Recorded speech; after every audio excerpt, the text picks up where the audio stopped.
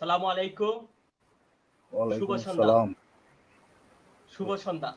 আলোকিত মানুষের সাথে দীপশিখা সংলাপের চতুর্থ পর্বে আপনারা যে যে স্থান থেকে দেখতেছেন আপনাদেরকে শুভেচ্ছা ও স্বাগত জানাচ্ছি। আমি ফুরকান কুতুবী, শিক্ষার্থী, আছানুল্লাহ বিজ্ঞান ও প্রযুক্তি বিশ্ববিদ্যালয়। অনুষ্ঠান সম্পর্কে আপনার পুরো মতামত এবং অতিথির কাছে আপনার পুরো প্রশ্ন থাকলে কমেন্ট বক্সে জানাবেন। আপনারা কে কোন জায়গা থেকে দেখতেছেন কমেন্ট বক্সে জানাবেন। আমরা চলে যাব অনুষ্ঠানের মূল পর্বে। আজকের অতিথি হিসেবে আমাদের সাথে যুক্ত হয়েছেন কুতুবদিয়ারের সন্তান, গণপ্রজাতন্ত্রী বাংলাদেশ সরকারের পরিকল্পনা কমিশনের সাবেক বিভাগীয় প্রধান, অতিরিক্ত সচিব জনাব মোহাম্মদ মঞ্জুরুল আনোয়ার স্যার। আপনাকে আমাদের অনুষ্ঠানে স্বাগত। ধন্যবাদ। কেমন আছেন স্যার? আলহামদুলিল্লাহ, ওদের দোয়ায় ভালোই আছি। স্যার, আমাদের সাথে অনেকেই যুক্ত হয়েছেন, অনেকেই দেখতেছেন, অনেকেই বেশিরভাগ অঞ্চল কুতুবদিয়া থেকে দেখতেছেন, অনেকেই কক্সবাজার থেকে দেখতেছেন, অনেকেই চট্টগ্রাম থেকে দেখতেছেন, অনেকেই ঢাকা থেকে দেখতেছেন, অনেকেই দেশের বাইরে থেকে দেখতেছেন। সকলের উদ্দেশ্যে স্যার আপনি কিছু বলেন। বিসমিল্লাহির রহমানির রহিম। আমি যারা এই অনুষ্ঠান সরাসরি দেখতেছেন তাদের সবাইকে আমি শুভেচ্ছা জানাচ্ছি এবং ওয়েলকাম জানাচ্ছি অনুষ্ঠানে অংশগ্রহণ করার জন্য, এবং বিশেষ করে দীপশিখাকে আমি অভিনন্দন জানাচ্ছি এরকম একটা প্রোগ্রাম আয়োজনের জন্য।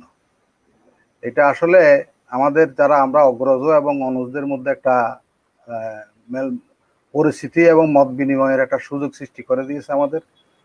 কিছুদিন আগেও এটা মানে কয়েক বছর আগেও কল্পনা করা যেত না সেই কুতুবদিয়াতে বসে সারা বাংলাদেশের সাথে এভাবে যোগাযোগ স্থাপন করা। আমি দীপশিখার বিভিন্ন প্রোগ্রামে বিশেষ করে ঢাকা বিশ্ববিদ্যালয় ভিত্তিক যে প্রোগ্রামগুলো হয় ওখানে তো আমি আমার বেশ কিছু প্রোগ্রামে অংশগ্রহণের সুযোগ হয়েছিল। বিশেষ করে তাদের তোমাদের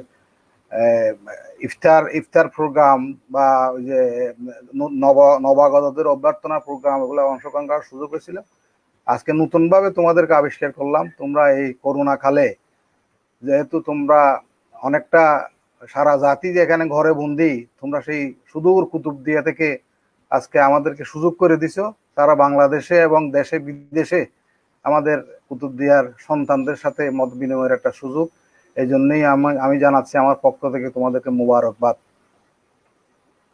আশা করি তোমাদের যদি কোনো কিছু জানার থাকে, এবং আমার কাছে আমার 30 বছরের চাকরি অভিজ্ঞতা এবং দেশ বিদেশে ঘোরার অভিজ্ঞতা থেকে আমি যতটুকু জেনেছি, যতটুকু অভিজ্ঞতা অর্জন করেছি সেটা শেয়ার করার জন্য চেষ্টা করব। তোমাদের যে কোনো প্রশ্ন আমাকে তোমরা ফ্রিলি করতে পারো, এবং দর্শকদেরকেও আমি আহ্বান জানাবো আপনারা যে কোনো সময় যে কোনো প্রশ্ন আমাকে করতে পারেন। ধন্যবাদ। স্যার, আপনাকে অনেকেই দেখতে পাচ্ছেন, চট্টগ্রাম থেকে দেখতেছেন, এই একজন কুতুবদিয়া থেকে দেখতেছেন, আরেকজন স্যার ঢাকা থেকে দেখতেছেন। যারা যে জায়গা থেকে দেখতেছেন আমাদেরকে সকলকে আমাদের অনুষ্ঠানে আবারও স্বাগত। আপনাদের কোনো প্রশ্ন থাকলে কমেন্ট বক্সে জানাবেন। স্যার, আমরা প্রথমেই শুনবো কুতুবদিয়ার ধুলোমাখা পরিবেশ থেকে উঠে এসে মন্ত্রণালয় পর্যন্ত, সচিবালয় পর্যন্ত আপনার এই দীর্ঘ জীবনের সফলতার গল্পটা আপনার শুরু থেকেই আজকের দিন পর্যন্ত আমরা শুনবো। হ্যাঁ, ধন্যবাদ ফুরকান। তো আমার যদিও কুতুবদিয়ার সন্তান, আমার জন্ম কিন্তু চকরিয়ায় আমার নানার বাড়িতে, সে 1960 সালে। আমার প্রাথমিক শিক্ষা শুরু ওখানেই। 1 বছর মনে হয় আমি ওখানে 1 বছর সম্ভবত ক্লাস 1-এ হয়তো বা 1 বছর ওখানে পড়ালেখা করছি। তারপর আমার আব্বা তখন আমার আব্বা ছিল পেকুয়া হাই স্কুলের প্রধান শিক্ষক, এই জন্যই আমরা ওখানে থাকতাম নানার বাড়িতে। ওখান থেকে আব্বা যখন কুতুবদিয়া হাই স্কুলের চলে আসলেন, তখন আমরাও স্বভাবতই চলে আসলাম কুতুবদিয়া হাই স্কুলে। কুতুবদিয়া আসার পরে আমি কুতুবদিয়া অ্যাটাচ প্রাইমারিতে ভর্তি হলাম ক্লাস 2-তে। এটা সম্ভবত 1966-67 দিকে হবে। যাই হোক, অ্যাটাচ প্রাইমারি থেকে আমি প্রাথমিক শিক্ষা সম্পন্ন করে কুতুবদিয়া হাই স্কুলে পড়ালেখা করেছি, এবং 1975 সালে আমি এসএসসি পাশ করেছি। আমরা কুতুবদিয়ার আমাদের সময়, আমাদের আগে কুতুবদিয়ার সবাই পরীক্ষা দিতে হইতো কক্সবাজারে। আমরাই প্রথম 1975 সালে কুতুবদিয়া এসএসসি সেন্টারে পরীক্ষা দেওয়ার আমরা সুযোগ পেয়েছিলাম। ওখান থেকে আমি এসএসসি পাশ করেছি। এসএসসি পাশ করার পরে পড়ালেখায় যদিও বা মেধা ছিল, আল্লাহ মেধা দিছিল, কিন্তু পড়ালেখায় একটু মানে ধরতে গেলে ফাঁকিবাজ ছিলাম আর কি, পড়ালেখায় মনোযোগী ছিলাম না। তবুও মোটামুটি ভালোই উতরে গেছি। তো ইন্টারমিডিয়েট পড়ার সময় আমাদের ওখান তখন যারা একটু ভালো ছাত্র ছিল তারা মোস্টলি চিটং কলেজে অথবা মহসিন কলেজ তো ছিল না তখন, ইন্টারমিডিয়েট কলেজ ছিল আর কি, বেশিরভাগ চিটং কলেজে। আর বাকি বেশিরভাগ ছাত্ররা কিন্তু যেত হলো নাজিরাট কলেজে। নাজিরাট কলেজে আমাদের প্রিন্সিপাল ছিলেন মরহুম সিরাজুল ইসলাম চৌধুরী সাহেব, যার কারণে আমাদের কুতুবদিয়া ছেলেপেলেরা দল বেঁধে ওখানে চলে যেত। ওখানে লজিং থাকারও সুযোগ ছিল মনে হয়, এই জন্যই এটা হতে পারে। আমি চিটং কলেজে আমি পরীক্ষাও দিই নাই। আমার আব্বা বললো যে তুমি নাজিরাট কলেজে গেলে আড্ডায় পড়ে যাবা, তোমার নাজিরাট কলেজে যাওয়ার দরকার নাই, পড়াশোনায় আরো অমনোযোগী হয়ে যাবা। তো আমাদের ওখানে কিছু ট্রেন্ড ছিল সাতকানিয়া কলেজে যাওয়ার, আমাকে পাঠিয়ে দিল সাতকানিয়া কলেজে। ইন্টারমিডিয়েট তো আমি সাতকানিয়া কলেজ থেকে পাশ করলাম। পাশ করার পরে আমরা একটা সমস্যায় পড়লাম। সমস্যা মানে 1977 সালে আমরা পাশ করলাম। সরকার কিন্তু সেশন জট এড়ানোর জন্য 1976 সালে যারা ইন্টারমিডিয়েট পাশ করছে এবং 1977 সালে যারা ইন্টারমিডিয়েট পাশ করছে দুই বেস এক করে ফেললো। যার কারণে ইউনিভার্সিটি, কলেজ, মেডিকেল, ইঞ্জিনিয়ারিং এখানে এসে একটা বিশাল কম্পিটিশন হয়ে গেল অ্যাডমিশনের। তো দুই বেস এক করছে, কিন্তু ইউনিভার্সিটিগুলোতে সিট ওইভাবে সিট বাড়ানো হয় নাই। তা আমি মেডিকেল, ইঞ্জিনিয়ারিং কোথাও গেলাম না। আমি গেলাম হলো কৃষি বিশ্ববিদ্যালয়ে ময়মনসিংহ ভর্তি পরীক্ষা দিতে। যেহেতু দুই বেস এক করে ফেললো, ওখানে কম্পিটিশনে টিকতে পারি নাই। পরে ছাত্ররা আন্দোলন করে সিট বাড়ানোর আন্দোলন করলো। আন্দোলন করার ফলে সিট কিছু ডাবল করলো, তখন আমার ওয়েটিং লিস্টে ওখানে হলো, কিন্তু আমি ওখানে আর ভর্তি হলাম না। আমি এসে চট্টগ্রাম বিশ্ববিদ্যালয়ে অর্থনীতি বিভাগে আমি ভর্তি হলাম। তখন অবশ্য সময়ও চলে গেছিল। বড় ভাই যেহেতু অর্থনীতি শিক্ষক ছিল, ওনার শিক্ষকের কোটায় আমি অ্যাডমিশন পাওয়ার সুযোগ নিলাম আর কি। তো আমি ওখানে অর্থনীতি বিভাগে ভর্তি হলাম এবং মোটামুটি অর্থনীতি বিভাগ থেকে অনার্স এবং মাস্টার্স আমি কমপ্লিট করছি। 1981 বেস 83 সালে আমাদের পরীক্ষা সম্পন্ন হয়েছে। মাস্টার্স করার পরে তখন তো চাকরির খুব ক্রাইসিস ছিল। বেশিরভাগই আমাদের তখন প্রাইভেট ব্যাংকগুলো দুই একটা আরম্ভ করছে অপারেশন। সরকারি ব্যাংকে ব্যাংকার্স রিক্রুটমেন্ট কমিটির মাধ্যমে কিছু কিছু নিত। আমাদের যেহেতু কোনো ফার্স্ট ডিভিশন ছিল না, ব্যাংকার্স রিক্রুটমেন্ট কমিটিতে আমি বললাম আমি পরীক্ষা দেবো না, কারণ ফার্স্ট ডিভিশন থাকলে ক্লাস 1 অফিসার, সেকেন্ড ডিভিশন থাকলে ক্লাস 2 অফিসার। ক্লাস 2 অফিসার খেয়ে জয়েন করে এটা বেশি আগানো যায় না। আমি বললাম যে না, আমি করবো না। আমি করি নাই। আমি বিসিএস পরীক্ষা দিলাম, 1984 ব্যাচ বিসিএস পরীক্ষা দিলাম এবং বিসিএস পরীক্ষা ফাইনালি কোয়ালিফাই হইলাম। প্রশাসন ক্যাডারের সদস্য হিসেবে কোয়ালিফাই হয়েছিলাম। কিন্তু দুর্ভাগ্যজনক হলো মেডিকেল টেস্টে আমাকে আনফিট করলো। কারণ হলো 1982 সালে আমার হার্টের একটা অপারেশন হয়েছিল, যার কারণে সৌরাদি হাসপাতালে, এখন হৃদরোগ ইনস্টিটিউট, ওখানকার ডাক্তারেরা আমার মেডিকেলে আনফিট করলো। আমি ওইটার বিরুদ্ধে আপিল করলাম ইয়েতে পাবলিক সার্ভিস কমিশনে। ওরা আপিল গ্রহণ করে আবার মেডিকেল টিম করলো। মেডিকেল টিমও আমার কাছে অনেক পিজি হাসপাতালে, পিজি হাসপাতালে তারা টেস্ট করে 5 জনের মেডিকেল বোর্ড টেস্ট করে কিছুই পাই নাই। কিন্তু ফাইনালি আমারে কিন্তু মেডিকেলি কোয়ালিফাই করে নাই, যার কারণে আমি 1984 সালে বিসিএস পাস করার পরেও কিন্তু চাকরিতে যোগদান করতে পারি নাই। সেই দুঃখে আমি বললাম যে ঠিক আছে, চাকরি বাকরি হবে না। আমার বড় ভাই বললো যে ঠিক আছে, ব্যবসা আরম্ভ কর। তোমরা আশ্চর্য হয়ে যাবা, অনেকে এটারে আদারওয়াইজ নিছিল তখনই। আমি 5 লাখ থানার সামনে একটা দোকান দিয়ে বসলাম। এটা হলো মুদি দোকান, ওখানে স্টেশনারি সব কিছু ছিল আর কি। মানে ওই যে তখন আমাদের এলাকায় বলতো না বাজামালের দোকান, এটা বাজামালের দোকানে করতে লাগলাম আমি 5 লাখ থানার মোড়ে। 2 বছর আমি ওই দোকানই করলাম এবং অন্যান্য ব্যবসা বাণিজ্যের চেষ্টা করলাম। ব্যবসার পুঁজি না থাকলে কিন্তু ব্যবসা হয় না। এবং ওখানে আমার ওই যারা ওই দোকানে বিভিন্ন জিনিস সাপ্লাই দিত তারা বলতো বলে আপনার দ্বারা ব্যবসা হবে না, কারণ ব্যবসাতে মিথ্যাবাদী হইতে হবে, এইসব দোকানদারি হলে মিথ্যাবাদী হইতে হবে, নাহলে আপনি এখানে ব্যবসা করে টিকে টিকতে পারবেন না। যাই হোক, এটার জন্য না, পুঁজির জন্যই মূলত আমি কিন্তু ব্যবসাটা রান করতে পারি নাই, ব্যবসাটা ফেল মারলাম অনেক। ইতিমধ্যে আবার ওই যে লবণের ব্যবসারও চেষ্টা করছি, ওটাও হয় নাই। খাতুনগঞ্জে গিয়ে চেষ্টা করছি, ওটাও হয় নাই। 1985 সালে আবার আমার বন্ধুরা বললো যে তুই বিসিএস পরীক্ষা আবার দে। 85 সালে আমি দিলাম না। 86 সালে যখন বয়স চলে যাচ্ছিল তখন আবার ফর্ম ফিল আপ করলাম। ফর্ম ফিল আপ করে বিসিএস পরীক্ষা প্রস্তুতি তো তেমন নাই, পড়াশোনা তেমন নাই, এখনকার মতো এত গাইড টাইডে ছিল না, তখন এত কোচিং টোচিং ছিলই না। যাই হোক, বিসিএস আমাদের বিসিএস পরীক্ষার ডেট দিছিল সম্ভবত জানুয়ারি 1988 সালে। যে আমি তো বিসিএস পরীক্ষা এমনি ফর্ম ফিল আপ করছি, কিন্তু মনস্থির করছি যে না, ব্যবসাটা আর একটু চেষ্টা করে দেখি, এখানে তো সুবিধা হবে না মনে হয়। তো বিসিএস পরীক্ষাও আর খুব একটা মনে হয় প্রস্তুতিও নিই নাই। যেদিন পরীক্ষা হবে সেই দিন আমি ছিলাম মহেশখালীতে, মহেশখালীর গড়িভাঙ্গা, লবণ কিনতে গেছি ট্রলার নিয়ে। তো আনফর্চুনেটলি আর ফর্চুনেটলি, কারোর জন্য আনফর্চুনেট, আমার জন্য ফর্চুনেটলি, 24 জানুয়ারি 1988 সালে সম্ভবত মাননীয় প্রধানমন্ত্রী শেখ হাসিনা চিটগাং সফরে বিশাল একটা হত্যাযজ্ঞ হয়েছিল। তখন ওই হত্যাযজ্ঞের কারণে প্রায় 24 না 25 জন লোক মারা গেছিল। বিসিএস পরীক্ষাটা পস্টপোন হয়ে গেছে। বিসিএস পরীক্ষা পস্টপোন হওয়াতে আমি ঢাকাতে আসলাম কি জানি একটা কারণে। আমার বন্ধু বান্ধবরা বলে যে বিসিএস পরীক্ষা তুই দিছিলি, আমি যদি বিসিএস পরীক্ষা হয় না দেবো দেবো কেমনে, বলে বিসিএস পরীক্ষা আবার ডেট দিছে, তুমি বিসিএস পরীক্ষা দাও না।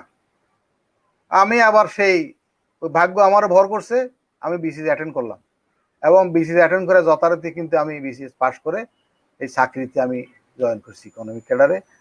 প্রথম পোস্টিং ছিল আমার অর্থনৈতিক সম্পর্ক বিভাগ। এটা হলো যেটা অর্থ মন্ত্রণালয়ের একটা বিভাগ, বিদেশি উন্নয়ন, সরকারের উন্নয়ন কার্যক্রমের জন্য যেটা বৈদেশিক সহায়তা সংগ্রহ করে। ওখানেই আমি প্রায় 12 বছর কাজ করছি ওখানে। তারপর থেকে শুরু আর কি চাকরি জীবন। ওখানেই থাকতেই কিন্তু আমার মোটামুটি এই কুতুবদিয়ার সাথে, বিশেষ করে কুতুবদিয়ার উন্নয়নের সাথে সম্পৃক্ততা করার সুযোগ হয়েছে আমার। এই হলো আমার প্রথম চাকরি জীবনের শুরু আর কি, শিক্ষা জীবন শেষ করতে করতে। আর শিক্ষা জীবনে চাকরিতে থাকতে থাকতেই আমার অনেক দেশের যাওয়ার সুযোগ হয়েছে, বিশেষ করে উচ্চশিক্ষার সুযোগ হয়েছে। আমি নেদারল্যান্ডের ইনস্টিটিউট অফ সোশ্যাল স্টাডিজ থেকে ডিপ্লোমা করেছি ইন্টারন্যাশনাল রিলেশনসের উপরে। ম্যানচেস্টার ইউনিভার্সিটি থেকে ডেভেলপমেন্ট ফাইন্যান্সের উপর এমএসসি ডিগ্রি অর্জন করার সুযোগ হয়েছে ইউএনডিপির ফাইন্যান্সে। আর যদি বলো কুতুবদিয়ার উন্নয়নের সাথে আমি সম্পৃক্ত কেমনে হলাম, আমরা চাকরি জয়েন করলাম 1989 সালে। 1991 সালে সাইক্লোন হলো, বিশাল সাইক্লোন, তোমরা জানোই, কুতুবদিয়াতে একদম ধ্বংসযজ্ঞ পরিণত হয়েছিল। সাইক্লোনের পরে সৌদি আরবে প্রায় 500 কোটি টাকা, বর্তমান টাকায় প্রায় 1000 কোটি টাকা অনুদান দিছিল। তো আমি ছিলাম ওখানে ইয়ারডিতে সৌদি আরবের ডেস্ক কর্মকর্তা। তো সৌদি আরব যেহেতু এখানে তাদের কোনো এমবেসি ছাড়া ওয়ার্ল্ড ব্যাংক এডিবির মতো কোনো অফিস নাই, ওই ইয়ারডিকে সমস্ত দায়িত্ব দিয়ে দিছে ওই প্রজেক্টগুলো বাস্তবায়নের জন্য, মানে কোঅর্ডিনেট করার জন্য। আমাদের ইয়ারডি সেক্রেটারি ছিল, ওই যে একটা কমিটি ছিল, কমিটির সভাপতি, আমি ছিলাম মেম্বার সেক্রেটারি। সেই সূত্রেই ওই প্রকল্পের আওতায় কুতুবদিয়াতে বিশেষ করে বেড়িবাঁধের কার্যক্রমটা হাতে নেওয়া হয়েছিল। আমি খুব একটা ইনভলভ ছিলাম না, কারণ ওই প্রজেক্ট তো বাস্তবায়ন করে পানি উন্নয়ন বোর্ড বা অন্যান্য সংস্থাগুলা, আমরা তো টাকা পয়সাগুলো দেখভাল করি। আমি ঈদের সময় বাড়ি গেছি একদিন, রোজারি রমজান ঈদের সময়। আমার বাড়িতে সন্ধ্যার সময় আসলো আমার শ্বশুর, তখন বিয়ে হয় নাই, গোলাম রশিদ চৌধুরী সাহেব, গোলাম রশিদ চৌধুরী সাহেব এবং মরহুম আরঙ্গজেব চৌধুরী সাহেব। ওনারা এসে বললো যে শুনলাম তুমি সৌদি আরবের প্রজেক্টের সাথে ইনভলভ আছো, আমাদেরটা তো সমস্যা হয়ে গেছে, আমাদের এই যে কুতুবদিয়া যে বেড়িবাঁধের কাজ চলতেছে, কাজ তো ঠিক মতো হচ্ছে না, এবং তারা যে বেড়িবাঁধে অ্যালাইনমেন্ট করছে, অ্যালাইনমেন্টটা করছে ঠিক বরগুব বাজারের পশ্চিম পাশে বাদ দিয়া, মানে পশ্চিম পাশের যে একটা পুকুর আছে, পুকুরের পশ্চিম পাশ দিয়ে এখন যে রাস্তাটা আছে, ওই রাস্তা বাদ দিয়া, ওই মাদর পাড়া বাদ দিয়া ওদের অ্যালাইনমেন্ট ওদিকে নিয়ে গেছে। তাহলে তাই নাকি? বলে যে হ্যাঁ আমাদের বাড়িঘর সবগুলো চলে যাবে, আমাদের কবরস্থান মসজিদ সবগুলো চলে যাবে, এখন তো যদি কিছু করতে পারো তাহলে ঠিক আছে আপনারা দরখাস্ত দেন। বলো যে দরখাস্ত কারা দিতে হবে তুমি জানাইও, আমরা দরখাস্ত দেবো নি। তো আমি ঢাকায় এসে ওয়াটার বোর্ডের খবর নিলাম, দেখলাম যে অনেকেই কিন্তু ওই কম্পেনসেশনের টাকাও নিয়ে নিছি, জমি টমি চলে যাবে যে কম্পেনসেশনের টাকাও নিয়ে নিছি। আমি নিজেই কয়েকজনের নাম দিয়ে দরখাস্ত করলাম, একটা ইআরডি সেক্রেটারির কাছে দরখাস্ত করলাম, পানি সম্পদ সচিবের কাছে দিলাম, পানি উন্নয়ন বোর্ডের কাছে দিলাম, দিয়ে একটা কমিটি করে ওটা সফরে গেলাম। নিজের দরখাস্ত নিজেই কমিটি করে আবার নিজে সফরে গেলাম। সফরে গিয়া ওটা আসে রিপোর্ট দিলাম যে এটা আসলে অ্যালাইনমেন্ট ঠিক হয় নাই। এখানে একটা বলে রাখি, তারা অ্যালাইনমেন্টটা করছিল কিন্তু সার্ভেটা করছিল সাইক্লোনের আগে। এটাই আমার ছিল পয়েন্ট। তোমরা সাইক্লোনের পরে রিহেবিলিটেশন প্রোগ্রাম করবা, কিন্তু সাইক্লোনের আগে স্টাডি করে এটা তো হয় না। সুতরাং এটা হবে না, অনেক বাড়িঘর নষ্ট হবে, অনেক সম্পদ নষ্ট হবে লোকজনের, সুতরাং অ্যালাইনমেন্ট চেঞ্জ করতে হবে। তো সরকার একটা কমিটি করলো, হাই পাওয়ার কমিটি গিয়া ওটা দেখে শুনে এসে রিপোর্ট দিছে, রিপোর্ট করে অ্যালাইনমেন্টটা তারা চেঞ্জ করছে, এবং বর্তমান যে অ্যালাইনমেন্ট আছে সেই অ্যালাইনমেন্ট তারা ফিক্স করলো। আমি যখন কুরবানের সময় বাড়িতে গেলাম, তখন ওই যে contractor of group of contractor আমার কাছে আসলো, আইসা বলে যে স্যার, বলে যে এটা পানি উন্নয়ন বোর্ডের মাটি কাটে কলমে, কুদালে না। তখন কিন্তু এই এক্সকেভেটর হয় নাই। বলে কালি আমি কি বললেন? বলে কলমে কাটে মাটি, কুদালে কাটে না। তার মানে ভুয়া রিপোর্ট দেয় আর কি তারা। সুতরাং যত কমিটি করবেন তত মাটি কিন্তু কম কাটা হবে, কারণ কমিটিকে ম্যানেজ করতে গিয়ে আমাদের অনেক টাকা খরচ হবে। যাই হোক, আপনারা এখন অ্যালাইনমেন্ট ঠিক করছেন, এখন কাজটা আমরা করতে দেন, আমরা কাজটা ঠিক মতো করি। এটা হলো পানি উন্নয়ন বোর্ডের সাথে আমার বা বেড়িবাঁধের সাথে প্রথম সম্পৃক্ততা। ওই বেড়িবাঁধের অনেকগুলা তোমার প্যাকেজ ছিল, 7টা না 8টা প্যাকেজ ছিল। একমাত্র প্যাকেজ মনে সাস্টেইন হয়েছে এটা পশ্চিম পাশে বর্গপুর, এটা এই ইয়েটা, বাকিগুলা অনেকগুলাই কিন্তু খুব একটা সাস্টেইনেবল হয় নাই। ওটা এখনো টিকে আছে দেখলাম আর কি এটা, এবং কাজ ভালো হয়েছিল তখন ওখানে, এই জন্যই টিকে আছে সম্ভবত। যাই হোক, ওটাতে গেল বেড়িবাঁধের সাথে সম্পৃক্ততা।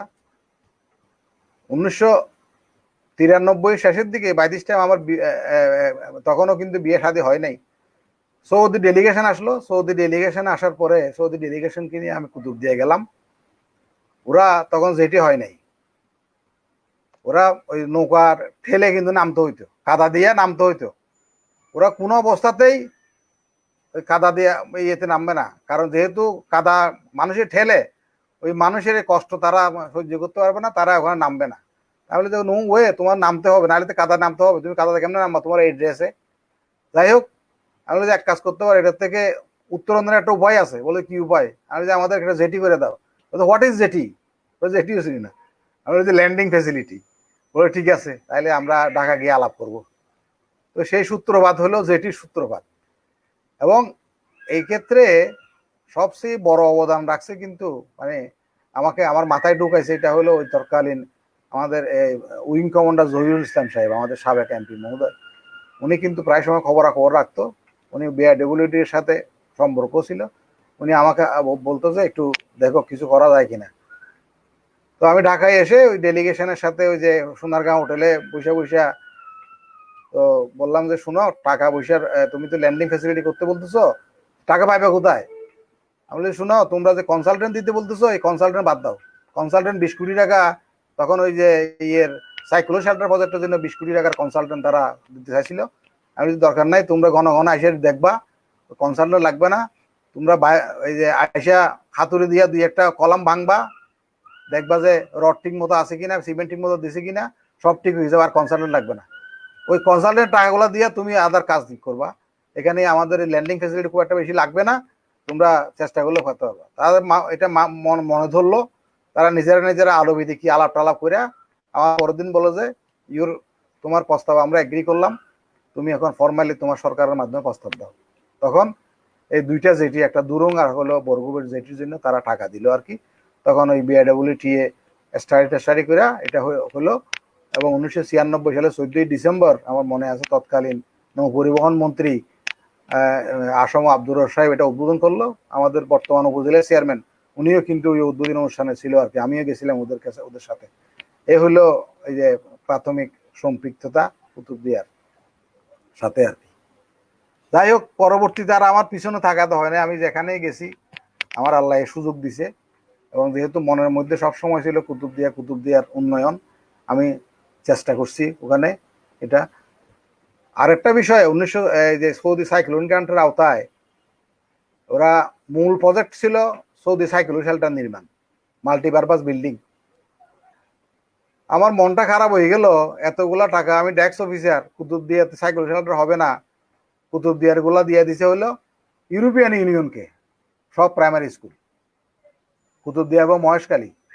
আর এই যে ইয়েরগুলা বাঁশখালী, চকরিয়া, ওদিকে টেকনাফ, সেন্ট মার্টিনও গেছে পর্যন্ত গেছে, হাতিয়া, এইসব জায়গায় আমার এখানে নাই। আমি তো মন খারাপ, কি করা যায় বলে ওই স্কুলের, তখন তো primary school cum cycle centre, আমি বললাম যে ঠিক আছে তাইলে তো মাদ্রাসা নির্মাণ করো। মাদ্রাসার জন্য কিছু টাকা নিয়ে কুতুবদিয়াতে দুইটা মাদ্রাসা করার ব্যবস্থা করলাম। একটা হইলো তোমার বরগুব সিনিয়র মাদ্রাসা, আর একটা হলো চমদিয়া মাদ্রাসা বিল্ডিং। মোট 8টা মাদ্রাসার মধ্যে 2টা মাদ্রাসা আমি কুতুবদিয়া করার ব্যবস্থা করলাম। এটা সবগুলো সৌদিদেরকে কিন্তু ম্যানেজ করে ওরা করলাম, ওটা গেল। ফাইনালি যখন 1997 সালে কিছু টাকা বেঁচে গেল, তখন আমি এই যে ওদের সাথে বসে ওদের কনভিন্স করে কুতুবদিয়াতে আবার প্রাইমারি স্কুল কিছু নেওয়ার চেষ্টা করলাম। 8টা কি 9টা প্রাইমারি স্কুল আবার রিক্রুট করলাম। অ্যাটাচ প্রাইমারি, এই যে পিলট কারা প্রাইমারি, কৈয়ার বিল, আমার সব মনে আছে। কৈয়ার বিল আমি সবগুলো ভিজিট করছি। দুরুম হাই স্কুলের সাথে একটা আছে, ওইটা কুদিয়ার টেক প্রাইমারি স্কুল, যেটা কুদিয়ার টেকটা কিন্তু আলী এক বোর্ডিল, ওই নুরুল বসর সাহেবদের বাড়ির কাছে, ওটা ওখানে মধ্য আলী এক বোর্ডিল, পূর্ব আলী এক বোর্ডিল, এসব সবগুলাই কিন্তু পরে সৌদি আর গ্রান্টের আওতায় বাস্তবায়ন হয়েছে। এবং আই এম হ্যাপি, আমি খুব সন্তুষ্ট চিত্তে বলতে পারি যে যেহেতু অ্যাটাচ প্রাইমারিটা আমি আমার স্কুল, আমি ওখানে পড়ালেখা করছি 4 বছর, আমার একটা ঋণ পরিশোধ করার একটা আমার সুযোগ হয়েছে, আমার এইরকমই মনে হয়েছে আর কি। তো ওটা ওখানে আমার এই করার সুযোগ হয়েছে। আর একটা ওই আগ্রহ থাকলে যে কিছু করা যায় এটা বলি। দেখো আমি এখানে মানে খুব সন্তুষ্টিতে আমি নামটা নিতে চাই। আমি তখন মন্ত্রীর অফিসে আমার পোস্টিং 2004 অথবা 5-এর দিকে হবে সম্ভবত, 2004 সম্ভবত। আমার অফিসে একদিন আসলো হইলো কৈয়ার বিলের এক সাংবাদিক আছে না, আকবর খান। আকবর খান গেছি না তো, আকবর খান আসলো। আকবর খান এসে আমার বললো যে মংনামার জেটির অবস্থা দেখছেন? আমি দেখবো না কেন? বললো যে এটা তো এখন বাটার সময় আর ইউজ করা যায় না, মই দিয়েও পারা যায় না। আজকে দেখলাম যে গর্ভবতী মহিলাকে দোলাজারা হাসপাতালে নেবে, যে কি কষ্ট, যে বাটার সময় আসছে ওটা জেটিতে উঠতে। তো আপনারা দেখেন না কিছু করতে পারেন কিনা। তখন আমি ঠিক আছে দেখি কিছু করা যায় কিনা। আমি রাত্রে বাসায় এসে ওই যে এলজিডির এক প্রজেক্ট ডাইরেক্টর ছিল শহীদুল হক সাহেব, আল্লাহ ব্যস্ত নসিব করে, উনি মারা গেছেন অ্যাক্সিডেন্টে। রাত্রে এশারের নামাজের পরে ওনারে বললাম যে ভাই একটু দাঁড়াইয়েন, আমি একটা কথা বলবো। তো উনি তখন অগ্রাধিকার প্রকল্প নামে একটা প্রকল্প ছিল, সারা বাংলাদেশে তারা রাস্তাঘাট এসব নির্মাণ করতো। ওনাকে বললাম যে ভাই নামাজ যা করছেন, রোজা তখন রোজা ছিল, রোজা নামাজ যা করতেছেন তার থেকে বেশি সওয়াব পাবেন আমার এই কাজটা করে দিলে। বলে কি কাজ? আমি যে ভাই আমাদের মংনামায় আপনাদের একটা জেটি আছে, ওইটা একটা এক্সপানশন করা, আর কিছু না। বলে যে ঠিক আছে, আমি কক্সবাজারের এক্সচেঞ্জের সাথে কথা বলবো, আপনি একটু চিফ সাহেবের সাথে আলাপ করেন। আমি ঠিক আছে। তো উনি কক্সবাজারের সাথে কথা বললো, আমি চিফ ইঞ্জিনিয়ারের সাথে আমি আলাপ করলাম। এবং বড় ভাই তখন প্ল্যানিং কমিশন, ওনাকে বললাম যে আপনি একটু চিফ ইঞ্জিনিয়ারের সাথে আলাপ করেন, এই জেটির একটা প্রস্তাব। এবং ওই শহীদুল হক সাহেব সাথে সাথে উনি নিজে উদ্যোগ নিয়ে এই জেটিটা বর্তমান যে অবয়ব আছে সেই অবয়বে উনি তৈরি করে দিলেন। প্রায় 1.5-2 কোটি টাকা মনে হয় খরচ হয়েছে এটাতে। তখন ওই সালাউদ্দিন সাহেব ছিল যে আমাদের ডিস্ট্রিক্ট মিনিস্টার, উনি একটু আশ্চর্য হয়ে গেল, বলে যে আমি জানি না এরকম একটা কাজ এখানে হইতেছে, এটা কে করলো। যখন না বলেছে যে ওনারা করছে, তখন উনি আবার বলে যে না ঠিক আছে তাইলে অসুবিধা নেই। যাই হোক, এটা এটা আমি ক্রেডিটটা আকবর খানকে দিতে চাই, এই জন্যই সে আমাদেরকে খবরটা দিছে, মাথার মধ্যে ঢুকাই দিছে যে এটা একটু করা দরকার। তো আমি যখন কৃষি মন্ত্রণালয়ে গেলাম, আমার তো মাথার মধ্যে সব সময় কুতুবদিয়া, দেখলাম যে কুতুবদিয়াতে সব লবণে গেছে, ওখানে তো কৃষির কিছু নাই, সব তো লবণ লবণ লবণ। ওদের সালামত সাহেব, মরহুম সালামত সাহেব এবং আমাদের এই যে মুরব্বী শফিউল আলম সাহেব আমার এখানে আসতো, ওনাদেরকে বললাম যে ভাই কিছু করেন না, ও কি করতে পারবা? আমি বললাম যে আমি ওখানে পুকুর কাটতে পারি আর খাল খনন করতে পারি। বললো যে আমাদের ওখানে তো সরকারি পুকুরও নাই এরকম খনন করার, খালও নাই যে খনন করা, যে কৃষি যে কাজে লাগবে। যাই হোক, বলে আমি টিউবওয়েল সাকসেসফুল হয় না। তো আমি বিএডিসি কে ধরে স্টাডি করে কয়েকটা 8, 9, 10টা টিউবওয়েলের ব্যবস্থা করলাম, ডিপ টিউবওয়েল এটার খারাপ দিকেও আছে, পরিবেশগত সমস্যাও আছে, খারাপ দিকেও আছে, ভালো দিকেও আছে। আমি বললাম যে আপাতত আমরা ভালো দেখেই বিবেচনা করি, ডিপ টিউবওয়েল দিয়ে যদি ফসলের কিছু হয়, ফসল উৎপাদন হয়, তাহলে তো মনে হয় এলাকার মানুষের উন্নতি হবে। আমি একদম একক প্রচেষ্টায় এই কাজটা আমি করে দিলাম, এবং তৎকালীন উপজেলা চেয়ারম্যান সাহেব নুরুল বশর সাহেব কিন্তু সহায়তা করছে। উনি উপজেলা থেকে এটা প্রস্তাবগুলা পাশ করার জন্য উনি ক্লিয়ারেন্স দিছিল, যার কারণে এটা বাস্তবায়নে খুব সহজ হয়েছে আর কি আমার জন্য। এই হলো আমার ইয়ে। আর আরেকটা বিষয়, ওই যে কুতুবদিয়াতে আরেকটা এটা অনেকে তো জানে না, আমি যেহেতু রাজনীতি ব্যক্তিত্ব না, আমি এবং নীরবে নীরবে কাজ করি, কারো জিজ্ঞেসও করি না, কারণ জিজ্ঞেস করলে সমস্যা হয়েছে কি যে সবাই আবার নিজেদের দিকে টানে, এই জন্যই আমি কারো জিজ্ঞেস করি না। গভর্নমেন্টে 100টা টেকনিক্যাল স্কুল করার জন্য একটা প্রজেক্ট নিচ্ছে, 82টা না 85টা ঠিক করছে, আর বাকিগুলো ঠিক করতে পারে না। তো আমার ওই যে আমার কলিগ শিক্ষা মন্ত্রণালয়ে, উনি আমারে বললো যে স্যার যদি সম্ভব হয় একটা টেকনিক্যাল স্কুল নিতে পারেন। আমার জায়গা লাগবে নাকি? বলে জায়গা লাগবে।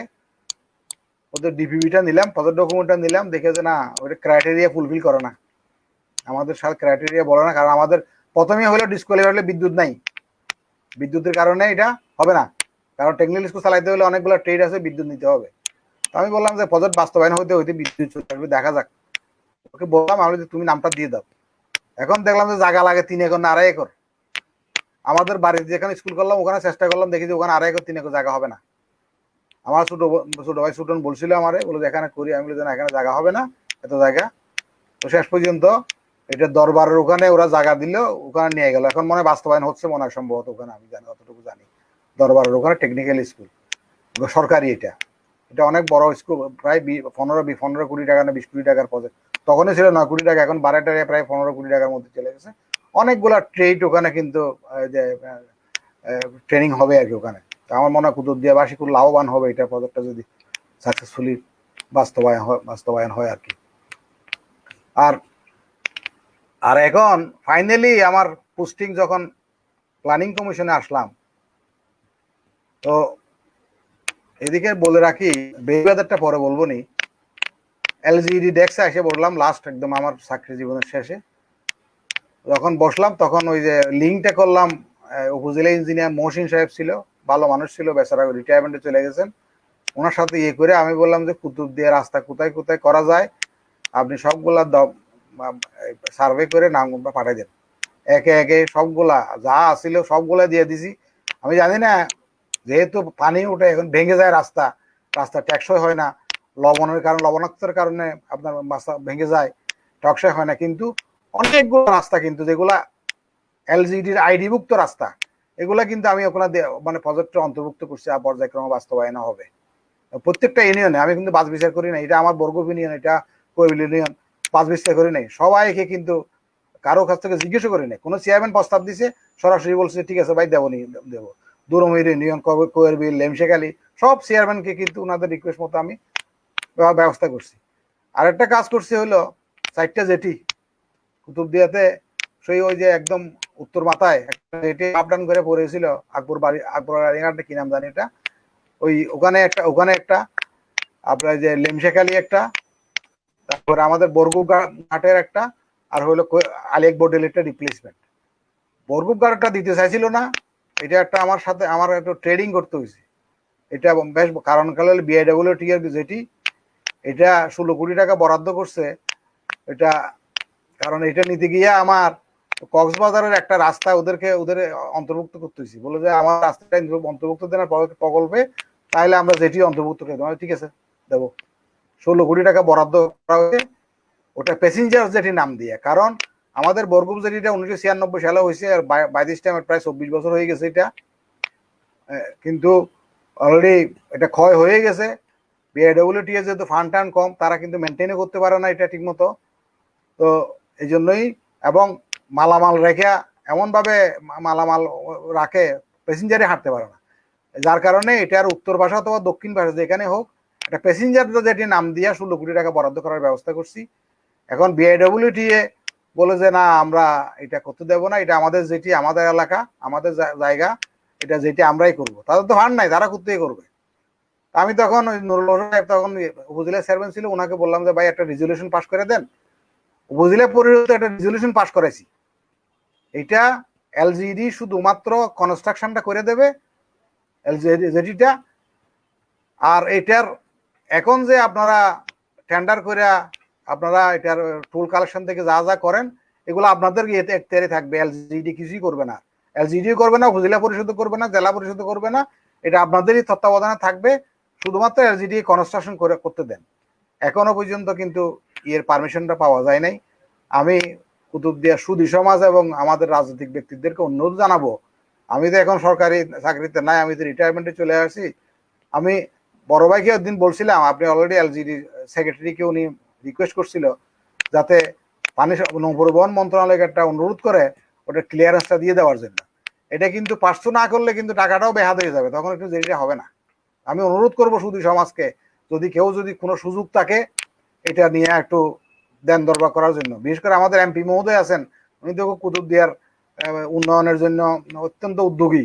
ওনাকেও আমি আজকে এই এর মাধ্যমে অনুরোধ জানাবো, এটা ওই নৌপরিবহন মন্ত্রণালয় বা বিআইডব্লিউ এর সাথে যোগাযোগ করে এটা ক্লিয়ারেন্সটা নিয়ে দেওয়ার জন্য। কারণ ওই অন্য দুইটা যেটির কিন্তু অলরেডি কি বলে ইয়ে হয়ে গেছে, আপনার সয়েল টেস্টেড হয়ে গেছে, খুব সহসায় টেন্ডারও যাবে তারা। কিন্তু এটা সুরা না হইলে ফান্ডটা ল্যাপস হয়ে যাবে কিন্তু। আর কবে যে আবার আমরা যেটি করতে পারবো আল্লাহ আল্লাহ আল্লাহ জানে। যাই হোক, এটা হলো যেটির কথা। এখন যদি বেড়িবাঁধের কথা বলি, 2014 সালের মে মাসে আমি তখন প্ল্যানিং কমিশনের এই পানি সম্পদ উইংয়ে কাজ করি, ওয়াটার বোর্ডের প্রজেক্টগুলো দেখি। 5 সদস্যের একটা টিম নিয়ে কুতুবদিয়া, মংনামা, উজানটিয়া, দলগাঠা, শাপলাপুর, তারপরে যে মাতামুরি নদী, সব এলাকা সফর করে কুতুবদিয়ার বর্তমান এমপি মহোদয়ের সাথে আলাপ করছি, চকরিয়ার তৎকালীন এমপি ইলিয়াস সাথে আলাপ করছি। আলাপ করে এই বর্তমান চলমান প্রকল্পটা আমরা কিন্তু করছিলাম 2014 সালে। এখন 2020 সাল, এখনো পর্যন্ত প্রকল্পটা বাস্তবায়ন হয় নাই। এর থেকে দুঃখ আর কি কেউ বলবো। আমি ওখানে ডেস্ক থাকা অবস্থায় এটা প্রকল্পটা অনেক দূর আগায় নিয়ে গেছিলাম, আমি চলে আসলাম। পরে প্রজেক্ট অনুমোদন হয়েছে, টেন্ডারও হয়েছে, টেন্ডার আবার রিভিশনও হয়েছে, কন্ট্রাক্টর চলে গেল। আমরা আমাদের দাবির প্রেক্ষিতে নৌবাহিনীকে দিল, নৌবাহিনীতে করে নাই, নৌবাহিনীর একটা গ্রুপ আর কি, এটা আসলে ডাইরেক্ট নৌবাহিনীকে দেয় নাই, নৌবাহিনীর একটা গ্রুপ এটা বাস্তবায়ন করছে, চেষ্টা করছিল কিন্তু পারে নাই। যার কারণে এখনো পর্যন্ত এটা হয় নাই। আমাদের কুতুবদিয়াবাসী এখনো পানিতে ভাসতেছে আর কি। আমি তোমাদেরকে এখানে একটা কথা বলে রাখি, আমাদের ওই প্রজেক্টের এখন ফাইনালি মনে হয় কস্ট 115-20 কোটি টাকা মনে হবে, মনে হয় 115-20 কোটি টাকা হবে। পানি উন্নয়ন বোর্ডের যেসব শহর রক্ষা বাঁধ করে, এই যে সিরাজগঞ্জ শহর রক্ষা বাঁধ, ভোলা শহর রক্ষা বাঁধ, ফরিদপুর শহর রক্ষা বাঁধ, 1 কিলোমিটারের ব্যয় কিন্তু প্রায় 80-90 কোটি টাকা করে 1 কিলোমিটারের ব্যয়। আর আমাদের এখানে 32 কিলোমিটারের জন্য মাত্র সরকার বরাদ্দ দিয়েছিল, তখন আমি যখন ছিলাম তখন 92 কোটি টাকা ছিল, এখন বাড়াইটারাই এখন এটারে 120-22 কোটি টাকা হয়েছিল। তো এইটা দিয়ে তো আসলে হবে না। তখন আমরা চেষ্টা করেও কিন্তু ওদের বরাদ্দটা কিন্তু বাড়াইতে পারি নাই।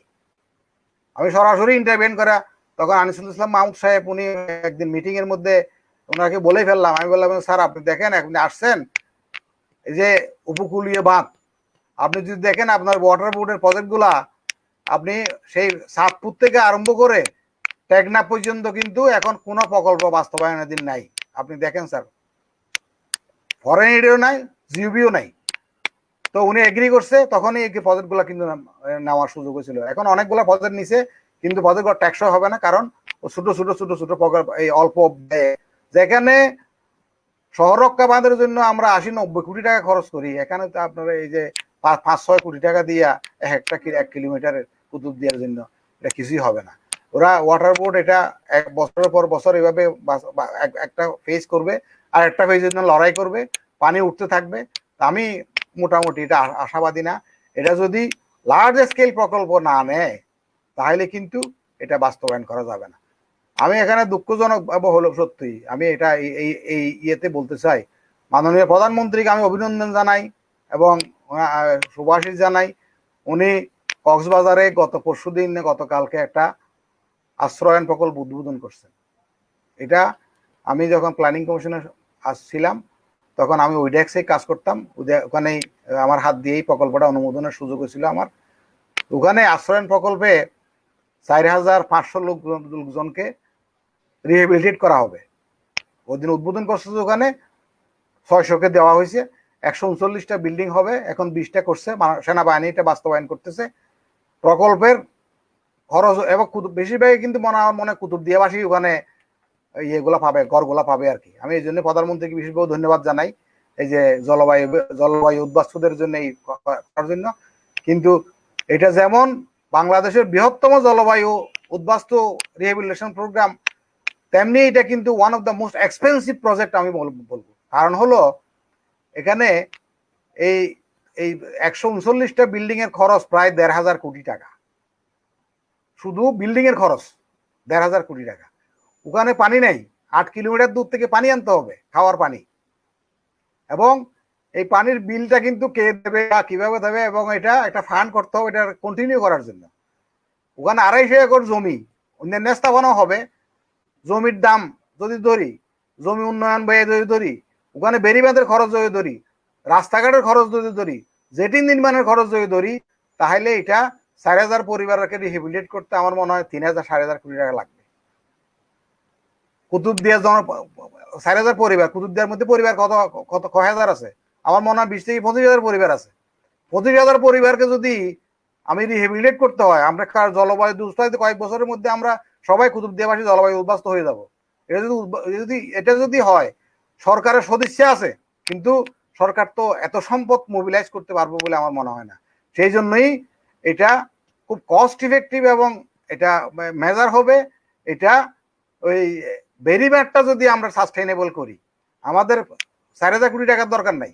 আমার মনে হয় আমরা যদি 1,000 কোটি টাকা যদি গভর্নমেন্ট খরচ করে, তাহলে কিন্তু কুতুবদিয়ার আর কিন্তু জলবায়ু উদ্বাস্তু হবে না। সরকার, আমি মনে করি সরকার এই বিষয়টা বিবেচনা করবে। আমার কাছে যখন প্রকল্পটা অনুমোদনের জন্য আসছিল, আমি কিন্তু এটা বিভিন্ন ফোরামে বলার আমি চেষ্টাও করছি, কিন্তু যেহেতু মাননীয় প্রধানমন্ত্রী এটা অলরেডি অ্যাপ্রুভ করছে নীতিগতভাবে, এবং এটা ওনার একটা কি বলে খুব দর্শনীয় প্রকল্প, সেই জন্যই এটা ওভাবে অনুমোদন হয়ে গেছে। এখন কুতুবদিয়ার জন্য যদি 1,000 কোটি টাকাও বরাদ্দ করে, তাহলে আমার মনে হয় কুতুবদিয়া তো ভাঙে না, কুতুবদিয়া তো ওয়েভ অ্যাকশনে আস্তে আস্তে ক্ষয় হয়। এটারও তো জাস্ট একটা প্রোটেকশন দিলে তো হয়। এখানে ওই যে সিরাজগঞ্জের মতো 1 কিলোমিটারে 100 কোটি টাকার দরকার নেই বা 80 কোটি টাকার দরকার নেই। এখানে 1 কিলোমিটারে 10 কোটি টাকা হলে, 10-15 কোটি টাকা হলে কিন্তু, বা 20 কোটি টাকা দিলেও কিন্তু এটা ঠিক মতো বাস্তবায়ন যদি হয়, যদি লিকেজ না হয়, আমার মনে এটা যথেষ্ট হবে। তো আমি এটা ওনাকে, এটা সরকারকে আমি অনুরোধ জানাবো এটা এই ফোরামের মাধ্যমে এই কাজটা করার জন্য। এবং আমাদের যারা রাজনৈতিক ব্যক্তিত্ব আছেন, ওনারা তো আমাদের বিশেষ করে এমপি মহোদয়, উনি তো অত্যন্ত ভোকাল এগুলা নিয়ে, ইয়েতে পার্লামেন্টেও ভোকাল, বিভিন্ন জায়গায় বলেন। উনি যদি এই বিষয়টা বিশেষ করে কুরুষ উদাহরণ দিয়া বলে যে জলবায়ু উদ্বাস্তুকে রিহেবিলিটেট করতে যদি এত টাকা লাগে, তো সুতরাং কুতুবদিয়াকে যদি আমরা এই 1,000 কোটি টাকা দিয়ে প্রোটেকশন করলো, তাহলে 30,000 পরিবারকে আমরা রিহেবিলিটেট করতে পারবো, আর খরচও হবে না কোনো কিছু। এটা যাতে ওই যে সরকারের নলেজে নেই আর কি। আর একটা বিষয় আমি এখানে বলি, পাঠানসরে একটা প্রকল্প নিছে, ওইটাও আমার হাত দিয়ে অনুমোদন হয়েছে। আমার কাছে ওই যে প্রায় 16-17 জন নেভির অফিসার আসছিল এই প্রকল্পটা নিয়ে, তখন আমার খুব মন খারাপ হয়েছিল। কারণ মন খারাপ হয়েছে যে ওনার ওখানে কমান্ডার ছিল ভামুন সাহেব। তো উনি চিটাগাঙ্গেরই মানুষ, হাঁটাদারির মানুষ। ওনারাকে বললাম, ভাই আমি তো দ্বীপের মানুষ, রোহিঙ্গাদের জন্য আপনারা 3,000 কোটি টাকা 2300 কোটি টাকার প্রকল্প নিচ্ছেন।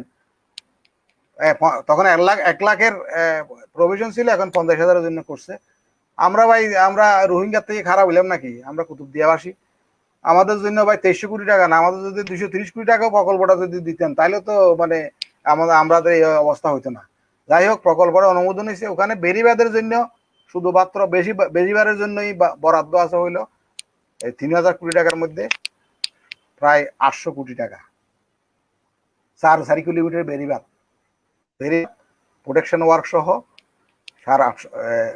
প্রায় 800 কোটি টাকার মতো বরাদ্দ আছে। 750 থেকে 800 হবে। এবং বাংলাদেশ নৌবাহিনী সরাসরি বাস্তবায়ন করছে। 1 থেকে 1.5 বছরের মধ্যে অত্যন্ত দক্ষতার সাথে এটা কিন্তু বাস্তবায়ন হয়ে গেছে। এটা দেখার মতো। আমি যদিও বা যাই নাই, আমার অনেকবারও আমন্ত্রণ জানাইছিল, আমি যাওয়ার সুযোগ হয় নাই। তো এখনো বলে যায় এখনই সুযোগ হবে না, আপনি you are free to go, যে কোনো সময় আপনি যেতে পারেন। তো আমাদের অবস্থা এখন রোহিঙ্গার থেকেও খারাপ। রোহিঙ্গারা এখানে 3,000 কোটি টাকা পায় এবং সরকারি টাকা, বিদেশি টাকা হলে আমার কথা ছিল না, সরকারি টাকা। ওখানে আমরা কিন্তু সরকারের এখনো আসতে পারিনি। তো এই জন্যই এটা আমার কাছে এখনো পীড়া দেয় এটা, যেখানে 4.5 কিলোমিটারের জন্য 800 কোটি টাকা যে সরকার খরচ করছে রোহিঙ্গাদের জন্য, সেখানে যদি কুতুবদিয়ার জন্য আমরা এই 1.5 লক্ষ লোকের জন্য আমরা কি 1,000 কোটি টাকা পাওয়ার যোগ্য না? আমরা কি সরকারকে আমরা ট্যাক্স দিই না? আমাদের তো অনেক সম্পদ আছে, আমরা অনেক সম্পদশালী। যাই হোক, এগুলা হলো এই দুঃখের কথা আর কি। তো এই হইলো অবস্থা। তো এখন আমার মনে হয় এই কুতুবদিয়ার জন্য আমি তো নীরবে নিবৃতে যখনই সুযোগ পাইছি, আল্লাহ যখন সুযোগ দিছে আমি চেষ্টা করছি। আমি বিবেকের কাছে একদম পরিষ্কার, আমি কারো কোনোদিন বলিও নাই, বলেও না। কারণ যেহেতু আমার বলারও দরকার নাই। আমারও অনেক কলিগেরা বলে যে তুমি কাজকর্ম করো, কিছু নেম প্লেট লাগাই আসো না রাজনীতির ভিতরে। আমি যেটা রাজনৈতিক কালচার, আমার নেম প্লেটের দরকার নেই।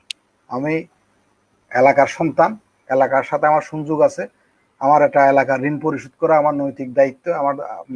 সুতরাং এই জন্যই আমি যখনই সুযোগ পাই আমি কুতুবদিয়ার জন্য চেষ্টা করি, এখনো চেষ্টা করতেছি। আর বিদ্যুতের কথা যদি বলি, বিদ্যুতের কথা ওই দিন আমি বড় ভাই বলছিল বিদ্যুতের প্রশ্নে আসবো স্যার। আপনাকে অশেষ ধন্যবাদ। আমাদের কাছে অনেক তথ্য জানা ছিল না, আপনার মাধ্যমেই জানলাম। আপনার জীবনের গল্প থেকে আমরা জিনিসটা জানলাম। আমাদের কাছে একজন প্রশ্ন করেছেন যে হ্যাঁ আমাদের কাছে একজন প্রশ্ন করছেন, হাতিয়ার মতো দ্বীপে বিদ্যুৎ চলে গেছে, আমাদের কুতুবদিয়ার গ্রিন লাইনের বিদ্যুৎ আসতে প্রতিবন্ধকতাটা কোথায়? আপনার মুখে শুনতে চাই। আমরা অনেকে শুনতেছি সাবমেরিন কেবল দিয়ে বিদ্যুতের অনুমোদন হয়েছে। বিষয়টা স্যার যদি আপনার নলেজ থেকে আমাদের কুতুবদিয়ার বিদ্যুতের ব্যাপারে তো ওই দিন বড় ভাই বললো ওখানে অনেক চেষ্টা করা হয়েছে। 2003-4 সালে সম্ভবত, আমি তখন মন্ত্রীর দপ্তরে ছিলাম, অর্থমন্ত্রীর দপ্তরে, এবং বড় ভাই তখন জ্বালানি সচিব ছিল। উনি পার্সোনালি ডিউ লেটার থেকে আরম্ভ করে অনেক চেষ্টা করছে। তখন কিন্তু সরকারের প্রাইভেট প্রোগ্রামের মধ্যে ছিল না বলে এটা হয় নাই। তখন ওই বায়ু বিদ্যুৎ দিয়া চেষ্টা করা হয়েছে। এখন সরকার একটা উদ্যোগ নিছে সারা বাংলাদেশকে ন্যাশনাল গ্রিড লাইনে আনার জন্য। যেখানে গ্রিড লাইন নেওয়ার সুযোগ নাই ওখানে সৌর বিদ্যুৎ দিয়া কোন রকমের চালাবে। এবং মাননীয় প্রধানমন্ত্রী তো বলে দিচ্ছে 2020 সালের মধ্যেই করার জন্য।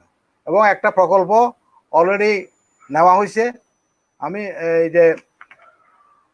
আমি বলবো এটার প্রকল্পটা হাতিয়ার কথা বলতেছে, এটা এই যে প্রকল্পটার নাম হলো হাতিয়া, নিজুম দ্বীপ, কুতুবদিয়া এবং সোনারপুর, আশুগঞ্জ। এই 4টা এলাকাতে নিরবচ্ছিন্ন বিদ্যুৎ সরবরাহের জন্য প্রকল্পটা গ্রহণ করা হয়েছে। প্রকল্পটা প্ল্যানিং কমিশনে আছে। প্ল্যানিং কমিশনে এটা এই যে কোভিড আসার আগ মুহূর্তে, আমার মনে হয় ফেব্রুয়ারির প্রথম দিকে অথবা মার্চের প্রথম দিকে প্রকল্পটা ওখানে আসছে। কিন্তু ওই যে কোভিডের কারণে যখন বন্ধ হয়ে গেল, তো সেই জন্যই আর এটা একনাকে যায় নাই। ওনারা কিন্তু বসে নাই, এটা ওই কিছু কোয়ারি ছিল, ওনারা বিদ্যুৎ বিভাগ থেকে ওনারা এটা অলরেডি কোয়ারিগুলা জবাবও দেওয়া হয়েছে। তো বিদ্যুৎ উন্নয়ন বোর্ড একটা কাজ করছে, ওনারা কিন্তু একটু অ্যাডভান্স কাজ করে ফেলছে। ওনারা একটা টেন্ডার অলরেডি করছে, এবং এই যে কুতুবদিয়ার প্যাকেজের টেন্ডারটা সর্বশেষ করছে হইলো এই 14 তারিখে। আজকে হলো কয় তারিখ? 25 তারিখ। তো 14 জুলাই 2020 ওই টেন্ডারটা করছে, ইন্টারন্যাশনাল টেন্ডার কুতুবদিয়ার প্যাকেজটা। এবং এটা 2রা সেপ্টেম্বর 2020 এটা তারা টেন্ডারটা রিসিভ করবে। এটার সুবিধাটা হইলো ওনারা টেন্ডারটা প্রক্রিয়াটা সম্পন্ন করলো, যখনই একনেকে ফাইনাল অনুমোদনটা পাবে সাথে সাথে কিন্তু তারা ওয়ার্ক অর্ডার দিয়ে দিতে পারবে। হাতিয়ার উনি যে বললো হাতিয়ার চলে গেছে কিনা জানি না, আমি হাতিয়ার যাওয়ার সুযোগ হয়নি, আমি যাই না কোনোদিন। কিন্তু এই প্রজেক্টের মধ্যে হাতিয়াও কিন্তু আছে, প্রজেক্টের মধ্যে হাতিয়াও ইনভলভ। এবং হাতিয়ার একটা টেন্ডার কিন্তু গত 22 তারিখে তারা অ্যাকসেপ্ট করছে এই প্রজেক্টের আওতায়, এবং এটা আবার রিটেন্ডারও করছে। রিটেন্ডার না, ওই টাইম বাড়াইছে, হয়তোবা টেন্ডার পায় নাই মনে হয়, আবার টাইমও বাড়াইছে। তো সুতরাং এটা চলমান আছে। এখানে বলে রাখি, আমাদের বর্তমান মুখ্য সচিব উনি আমাদের এই চট্টগ্রাম বিশ্ববিদ্যালয়ের কৃতি সন্তান, আমাদের অর্থনীতি বিভাগের ছাত্র, আমাদের অত্যন্ত ঘনিষ্ঠ লোক। ওনার সাথে বহু বলা হয়েছে। আমি এই প্রেক্ষিতে আমাদের এমপি মহোদয়কে ধন্যবাদ জানাই। উনি ব্ল্যাঙ্ক প্যাড দিছিল, শফিউল আলম সাহেব, উনি ব্ল্যাঙ্ক প্যাড আনছিল আমার কাছে। আমি নিজেই ডিউ লেটার লিখছি, আমার অফিসে টাইপ করাইছি, টাইপ করাইয়া আমি নিজেই কিন্তু ওই যে বিদ্যুৎ সচিবের কাছে, পাওয়ার ডেভেলপমেন্ট বোর্ডের চেয়ারম্যানের কাছে, আমার যেখানে যেখানে দেওয়া দরকার সবার কাছে আমি নিজে দিয়ে আসছি। তো ওনাকে ধন্যবাদ জানাই, আমার মুখ্য সচিব মহোদয়কে। উনি খুব আন্তরিক ছিল এইসব ব্যাপারে, এটা ব্যাপারে। এবং বর্তমান সচিব যে আছে ডক্টর সুলতান আহমেদ, উনি বোলার সন্তান, আমার অত্যন্ত ঘনিষ্ঠ বন্ধু, আমার ব্যাচমেট, চাকরিতে আমার ব্যাচমেট। ওনার সাথেও আমার মাঝে মধ্যে আলাপ হয়। উনি বলে যে দোস্ত অপেক্ষা করো, হয়ে যাবে, আমরা চেষ্টায় আছি, কোনো সমস্যা নেই, ইনশাল্লাহ আল্লাহ চাহে তো তোমাদের দ্বীপও কিন্তু ন্যাশনাল গ্রিডে আসবে। এখন টেন্ডার যখন হয়ে গেছে, প্রকল্পটা যখন প্ল্যানিং কমিশনে আছে, মাননীয় প্রধানমন্ত্রীর যখন নীতিগত অনুমোদন আছে, আমার মনে হয় না এটা খুব একটা বেশি দেরি হবে আর কি বাস্তবায়নে। এই হলো কুতুবদিয়ার বিদ্যুতের সর্বশেষ অবস্থা। তার মানে স্যার তোমরা চাইলে আমি তোমার কাছে লিঙ্কটা পাঠিয়ে দিতে পারি, টেন্ডারের লিঙ্কটা পাঠিয়ে দিতে পারি। আচ্ছা স্যার, আপনি যদি শেয়ার স্ক্রিনে দেন তাহলে সবাই দেখতে পায় আপনার। হ্যাঁ, না স্ক্রিনে আমি তো স্ক্রিনে এত ওই এক্সপার্ট না, আমার কাছে মোবাইলে আছে, এটা ডাউনলোড করে কাছে। স্যার আমাকে সেন্ড করে দিন, আমরা পেজ থেকে এটা আমি তোমার কাছে সেন্ড করে দেবো, তোমার কাছে সেন্ড করে দেবো, তোমার সেন্ড করে দেবো। স্যার আমরা তাহলে এইবারে আশা রাখতে পারি, আমাদেরকে অনেকবার আশাহত করা হয়েছে, আমরা এবারে আশা রাখতে পারি যে বিদ্যুৎ আসবে ইনশাল্লাহ ইনশাল্লাহ ইনশাল্লাহ, প্রজেক্ট অনুমোদন হবে ইনশাল্লাহ। এবং আমি কন্টিনিউয়াস, আমার ওখানে কলিগার আছে, ওদের সাথে যোগাযোগ আছে আমার, ওরা আমার খবর দেয়। এবং বিদ্যুৎ মন্ত্রণালয়ে যে আমাদের যুগ্ম প্রধান আছে, আমাদের অত্যন্ত আমার প্রতি স্নেহভাজন, ও আমার মাঝে মধ্যে খবর দেয়। এবং আমিও আশা করি সে যথেষ্ট আন্তরিক এসব ব্যাপারে, আমার মনে হয়ে যাবে আর কি, আশা করি। স্যার আমাদের পরিবেশগত কোনো বাধা তো স্যার এই জায়গায় হবে না? না, এগুলো তো পরিবেশ কথা, এটা তো নদীর তলদেশ নিয়ে যাবে, তো সুতরাং পরিবেশ বাধার তো কিছু তো আছে বলে মনে হয় না। আর ওই সব জায়গায় পরিবেশ করলে তো আর হবে না, পরিবেশ তো উন্নয়ন আর পরিবেশ তো সাংঘর্ষিক সবসময়। কিছুটা এই যে short term pain, long term gain একটা কথা আছে, শর্ট টার্ম পেইন দেখতে হবে, কিন্তু লং টার্ম গেইন তো আমরা করতে পারবো এই বিদ্যুতের মাধ্যমে, তাই না? হ্যাঁ বলো, আর কোন? আমরা পরপর দুটো প্রশ্ন নিব, প্রায় একই ধরনের প্রশ্ন, আপনি একসাথে দুটো প্রশ্নের জবাব দিবেন। আহাদুল্লাহ কুতুবী প্রশ্ন করেছেন, স্যার আমরা ছাত্র হিসেবে কি কি পদক্ষেপ নিলে কুতুবদিয়ার টেকসই বেড়িবাঁধ এবং বিদ্যুৎ প্রদান বাস্তবায়ন করতে পারবেন যদি বলতেন। এবং দীপশিকার সাবেক সেক্রেটারি ইমরান হাকিমুল্লাহ ভাই একটা প্রশ্ন করেছেন, কুতুবদিয়ার জন্য টেকসই বেড়িবাঁধ আমাদের দীপশিকা কিভাবে ভূমিকা পালন করতে পারে? সব মিলিয়ে ছাত্ররা কিভাবে এই জায়গায় ভূমিকা পালন করতে পারে, দীপশিকা কিভাবে পালন করতে পারে, আপনি বা তরুণ সমাজটা কিভাবে এখানে ভূমিকা পালন করতে পারে? হ্যাঁ, ধন্যবাদ, প্রশ্নকর্তা থেকে ধন্যবাদ। তোমাদের যে আগ্রহ আছে কুতুবদিয়ার জন্য, এটা এই জন্য আমার মনে হয় তোমরা বিদ্যুতের ব্যাপারে আপাতত কোনো কিছু করার প্রয়োজন আছে বলে মনে করি না আমি, কারণ অলরেডি সরকারের প্রোগ্রামের মধ্যে আছে, এটা বাস্তবায়ন হয়ে যাবে ইনশাল্লাহ।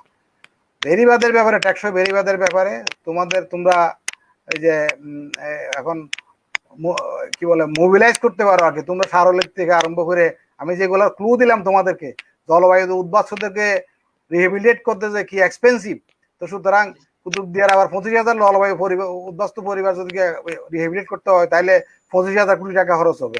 সরকার ওইটাতে না গিয়া শর্ট টার্ম মেজার হিসেবে সরকারকে নিতে পারে হলো 1,000 কোটি টাকা বা 1,200 কোটি টাকা বা 1,500 কোটি টাকা খরচ করে টেকসই বেড়িবাঁধ যদি দেয় তাহলে কিন্তু এটা হয়ে যাবে।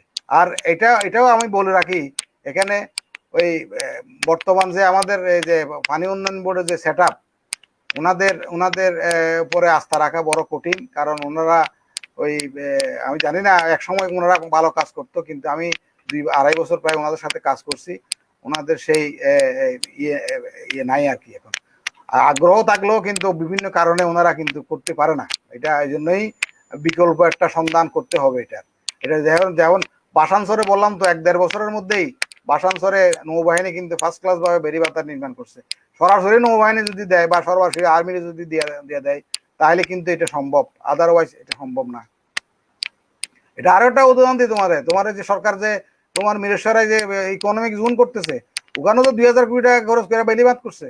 তো আমাদের এখানে কেন আমরা পাবো না? আমরা তো দাবিদার। তো তোমাদের তরুণ সমাজকে এটা নিয়ে ওই যে বিভিন্ন ক্ষেত্রে সারল্যে আরম্ভ করে যেসব উদাহরণ দিয়া আমি সহায়তা করবো, দেখাইলে উদাহরণ দিয়ে বিভিন্ন কোথায় কোথায় কি করা যায়। তো এটা তো আগাইতে পারে এভাবে। বিদ্যুৎ নিয়ে আপাতত আমার মনে হয় কোনো কিছু করার নাই, বরঞ্চ সরকারকে ধন্যবাদ দিয়া তাড়াতাড়ি বাস্তবায়নের জন্য সরকারকে এটা উদ্যোগী হওয়ার জন্য এটা বলতে পারে। আচ্ছা আচ্ছা আচ্ছা। সেক্ষেত্রে আপনি বলতে চাচ্ছেন আমরা মিডিয়া ফোকাস বা যে আমাদের ভয়েসটা এরাইজ করতে পারি এই পরিসংখ্যান আপনি যে তথ্যগুলা দিলেন সেগুলা দিয়ে। দীপশিখা আমরা যারা ঢাকায় আসি সবাই তরুণ এই কাজটা করতে পারি। হ্যাঁ, মোস্ট ওয়েলকাম। আপনাকে অশেষ ধন্যবাদ আমাদেরকে বিষয়টা ক্লিয়ার করার জন্য। স্যার আমরা একটা প্রশ্ন করব যে আমাদের তো অনেক সমস্যা, বিদ্যুৎ সমস্যা, যোগাযোগগত সমস্যা, তারপর হচ্ছে যে আপনার বেড়িবাঁধ সমস্যা। আপনি কোন সমস্যাটাকে কুতুবদিয়ার বড় হিসেবে দেখেন? আপনি বেড়িবাঁধ যোগাযোগ কোনো সমস্যা নাই। যোগাযোগ 100 সমস্যা ছিল। সকালবেলা ঘুম থেকে উঠে 7টার সময় 6টার সময় উমরালিঘাটে দৌড়াইতে হইতো, বা চিটাগাং যাওয়ার জন্য এই যে ইয়েতে ঘাটে দৌড়াইতে হইতো সকাল 7টার সময়। এখন সেটা সময় না, এখন যে কোনো সময় যে কোনো কান থেকে আমরা চিটাগাং বলো, কক্সবাজার বলো, ঢাকায় বলো আমরা যেতে পারি। সুতরাং যোগাযোগের এটা ক্ষেত্রে আর কোনো সমস্যা আছে বলে আমি মনে করি না। পারাপারের সমস্যা যদিও আমাদের এলাকার লোকজন মনে করে, এটা আসলে কোনো সমস্যা না। কারণ আমরা এই জনবসতিপূর্ণ দেশে, আমি তো বাংলাদেশের 490টা উপজেলার মধ্যে আমার মনে হয় 400 উপজেলা ভিজিট করার সুযোগ হয়েছে আমার সারা দেশে। পৃথিবীর বিভিন্ন দেশে প্রায় 40-45টা দেশে সফর করার সুযোগ হয়েছে। তো সুতরাং আমি দেখছি আমরা বহু আরামে আছি। ঘাট পারাপার বলো, যোগাযোগ ব্যবস্থা বলো, এমনও এলাকা আছে তুমি প্রথমে ট্রেনে গেলা, তারপরে বাসে গেলা, তারপরে ঠেলা গাড়িতে গেলা, তারপরে মোটরসাইকেলে গেলা, তারপরে হাঁটে গেলা বাড়িতে গেলে। এত কিছু গিয়ে পরে তার নিজে বাড়ি পৌঁছতে হয়, 2 দিন লাগে বাড়ি পৌঁছতে, এখনো পর্যন্ত এমন জায়গা আছে। সুতরাং সেই আলোকে আমি বলবো আমাদের কুতুবদিয়ার যোগাযোগ ব্যবস্থা অনেক ভালো আছে। তো সুতরাং যোগাযোগ ব্যবস্থা নিয়ে অসন্তুষ্ট আমি মনে করি না কেউ অসন্তুষ্ট হওয়ার কোনো কিছু আছে। বেড়িবাঁধে হলো আসল। আচ্ছা স্যার, বেড়িবাঁধের ক্ষেত্রে আমরা অনেক দিন ধরে আমাদের এই দাবিটা করে আসতেছি। আমরা বিভিন্ন সময় মানববন্ধন করতে দেখছি বিভিন্ন অর্গানাইজেশন। সেটা আসলে কতটুকু পর্যন্ত সচিবালয় পর্যন্ত পৌঁছায়? আপনি কি মনে করেন আমাদের এই যে মানববন্ধন করে যেটা আমরা বেড়িবাঁধের জন্য এটা আসলে আমি তো দেখছি আমাদের যে প্ল্যানিং কমিশনে থাকতে বা প্ল্যানিং ইয়েতে থাকতে আমাদের রাজনৈতিক নেতৃত্ব থেকে আরেকটু প্রোঅ্যাক্টিভ হইতে হবে। আমাদের যে এমপি সাহেব আছেন, এমপি মহোদয় আছেন, উনি যথেষ্ট উদ্যোগী এবং যথেষ্ট কথাবার্তা বলেন। ওই পার্লামেন্টে কথা বলে যদি আমরা ওটা পরের দিন এসে যদি মন্ত্রীর কাছে পার্শ্ব করতে পারি, সচিবের কাছে পার্শ্ব করতে পারি, এবং যে ডেস্কে কাজ করবে তার কাছে গিয়ে যদি এক কাপ চা খাইতে পারি। এমপি সাহেব যখন একটা ওই যে ডেপুটি সেক্রেটারি বা জয়েন্ট সেক্রেটারির কাছে যায়, উনি কিন্তু অত্যন্ত সমাদর পাবেন এবং ওইটা উনি আদব মোহাম্মত করে চাও খাইতে পারবেন, কাজটাও হয়ে যাবে। কিন্তু ওই পার্লামেন্টের বক্তৃতা দিয়ে যদি আমরা ওই চুপ করে বসে থাকলে কিন্তু হবে না। এটা উনি যে আমি ওনাকে ছোট করার জন্য বলতেছি না, আমি প্র্যাকটিক্যাল করতেছি। কারণ আমাদের কাছে আমরা যখন ডেস্কে ছিলাম অনেক এমপি মহোদয়েরা কিছু আমাদের কাছে আসতো, আমরা যথেষ্ট সমাদর করতাম, সম্মান করতাম এবং চেষ্টা করতাম ওনাদের কাজগুলো তাড়াতাড়ি করে দেওয়ার জন্য। তো সুতরাং এটা বাংলাদেশের কালচার, কিছু করার নাই। তো আমি আমাদের রাজনৈতিক নেতৃবৃন্দকে অনুরোধ জানাবো, আমাদের যেহেতু সীমাবদ্ধতা আছে, আমাদের সরকারি পর্যায়ে লোকজন খুবই কম, আমরা তো মাত্র ছিলেন 2-3 জন, এখন তো আর তাও নাই। তো সুতরাং রাজনৈতিক নেতৃত্ব যদি একটু সচল আর একটু প্রোঅ্যাক্টিভ হন, আমার মনে হয় এটাও সম্ভব। এবং আমি আমি আমি কনফিডেন্ট এই যে আমাদের বর্তমান এমপি মহোদয় উনি যদি চান উনি এটা পারবেন। আমি আহ্বান জানাবো ওনাকে। উনি অনেক এমপি আছেন বললাম তো, সারা সচিবালয় বিভিন্ন দেখছে দেখছে ঘুরে এটা এই এলাকার কাজের জন্য। তো উনাকে আমি অনুরোধ জানাবো, আমাদের এই বেড়িবাঁধের 125 কোটি টাকা দিয়ে কোনো কিছু হবে না। এই কাজ শেষ করতে করতে আবার আরেকদিকে ভেঙে চলে যাবে, ওই জোয়ারের পানিতে আবারও ডুববে। যদিও বাংলাদেশের এটা এখন ডেল্টা, এইটা তুমি জানো এখন সারা বাংলাদেশে তো মনে হয় অর্ধেকাংশ মানে পানিতে ডুবে আছে। তো সুতরাং এটা কোনো বিষয় না। তো আমি বলবো, আমি তো ওই যে ইয়েতে গেছিলাম, হাওড় অঞ্চলে গেছিলাম মাননীয় রাষ্ট্রপতির এলাকায়। রাষ্ট্রপতি মহোদয়ের সন্তান সন্তান আমার আমার সাথে প্রোগ্রামে ছিল। উনি বলতেছিল আমরা সারা বছর পানির নিচে থাকি, আমাদের এই কষ্ট সেই কষ্ট। আমি তখন বললাম আপনারা তো পানির নিচে থাকেন ভালো কথা, আপনারা তো তবু মিঠা পানির নিচে থাকেন, আমরা কিন্তু লবণাক্ত নিচে পানির নিচে থাকি, আপনারা আমাদের থেকে অনেক ভালো আছেন। সুতরাং আমার এগুলো বোঝার লাভ নেই, আমরা কিন্তু আপনাদের থেকে বড় কষ্টে আছি, পারলে আমাদের জন্য কিছু করেন, আপনারা যদি কিছু করেন। আমি ওনাকে বলছিলাম আর কি। তো সুতরাং বাংলাদেশ কিন্তু সারা বাংলাদেশে কিন্তু এরকম পানির মধ্যে ওঠানামা করতেছে, বিশেষ করে এই যে উত্তরাঞ্চল, মধ্যাঞ্চল, দক্ষিণাঞ্চল, এখন ঢাকারও আশেপাশে করে পানির মধ্যে ভর্তি, মানুষের ঘর থেকে বাইরে ঘর সালের উপর থাকে। তো সুতরাং এটা আমার রাজনৈতিক নেতৃত্বের ছাড়া, ইন্টারফিয়ারেন্স ছাড়া এটার থেকে উত্তরণের কোনো পদ আছে বলে আমার মনে হয়। স্যার আপনার প্রশ্নের কাছাকাছি একজন প্রশ্ন করেছেন যে বেড়িবাঁধের বাজেট বাড়ানোর ক্ষেত্রে কি রাজনৈতিক বা আমলাতান্ত্রিক জটিলতা আছে কিনা? বেড়িবাঁধের বাজেট বাড়ানোর কোনো জটিলতা নেই। আমলাতান্ত্রিক জটিলতা যদি থাকতো তাহলে ওই যে সিরাজগঞ্জ শহর রক্ষাবাদ, বোলা রক্ষাবাদ, ফরিদপুর রক্ষাবাদ, চাঁদপুর রক্ষাবাদ, ওগুলোর 100 কোটি টাকা পরে বরাদ্দ হবে কেন? এটার জন্য এই যে ইয়ের জন্য বাসাঞ্চলের জন্য 500 কোটি টাকা বরাদ্দ হবে কেন? কোনো আন্তর্জাতিক জটিলতা নেই, এটা পার্সোশনের অভাব। পানি সম্পদ এবং পানি উন্নয়ন বোর্ড যদি মনে করে যে না আমার প্রজেক্টের পর প্রজেক্ট নেবো, একটা পর একটা নীতি থাকবো, তাহলে তো হবে না। ওয়ান শটে সাস্টেনেবল করতে চাই, বড় ধরনের প্রকল্প নিয়ে 20 বছর 30 বছর আর কিছু করতে হবে না, জাস্ট মেনটেনের জন্য কিছু টাকা খরচ করতে হবে। সুতরাং রাজনৈতিক নেতৃত্বের বাধা না, আমলাতান্ত্রিক প্রতিবন্ধক তো নাই এখানে।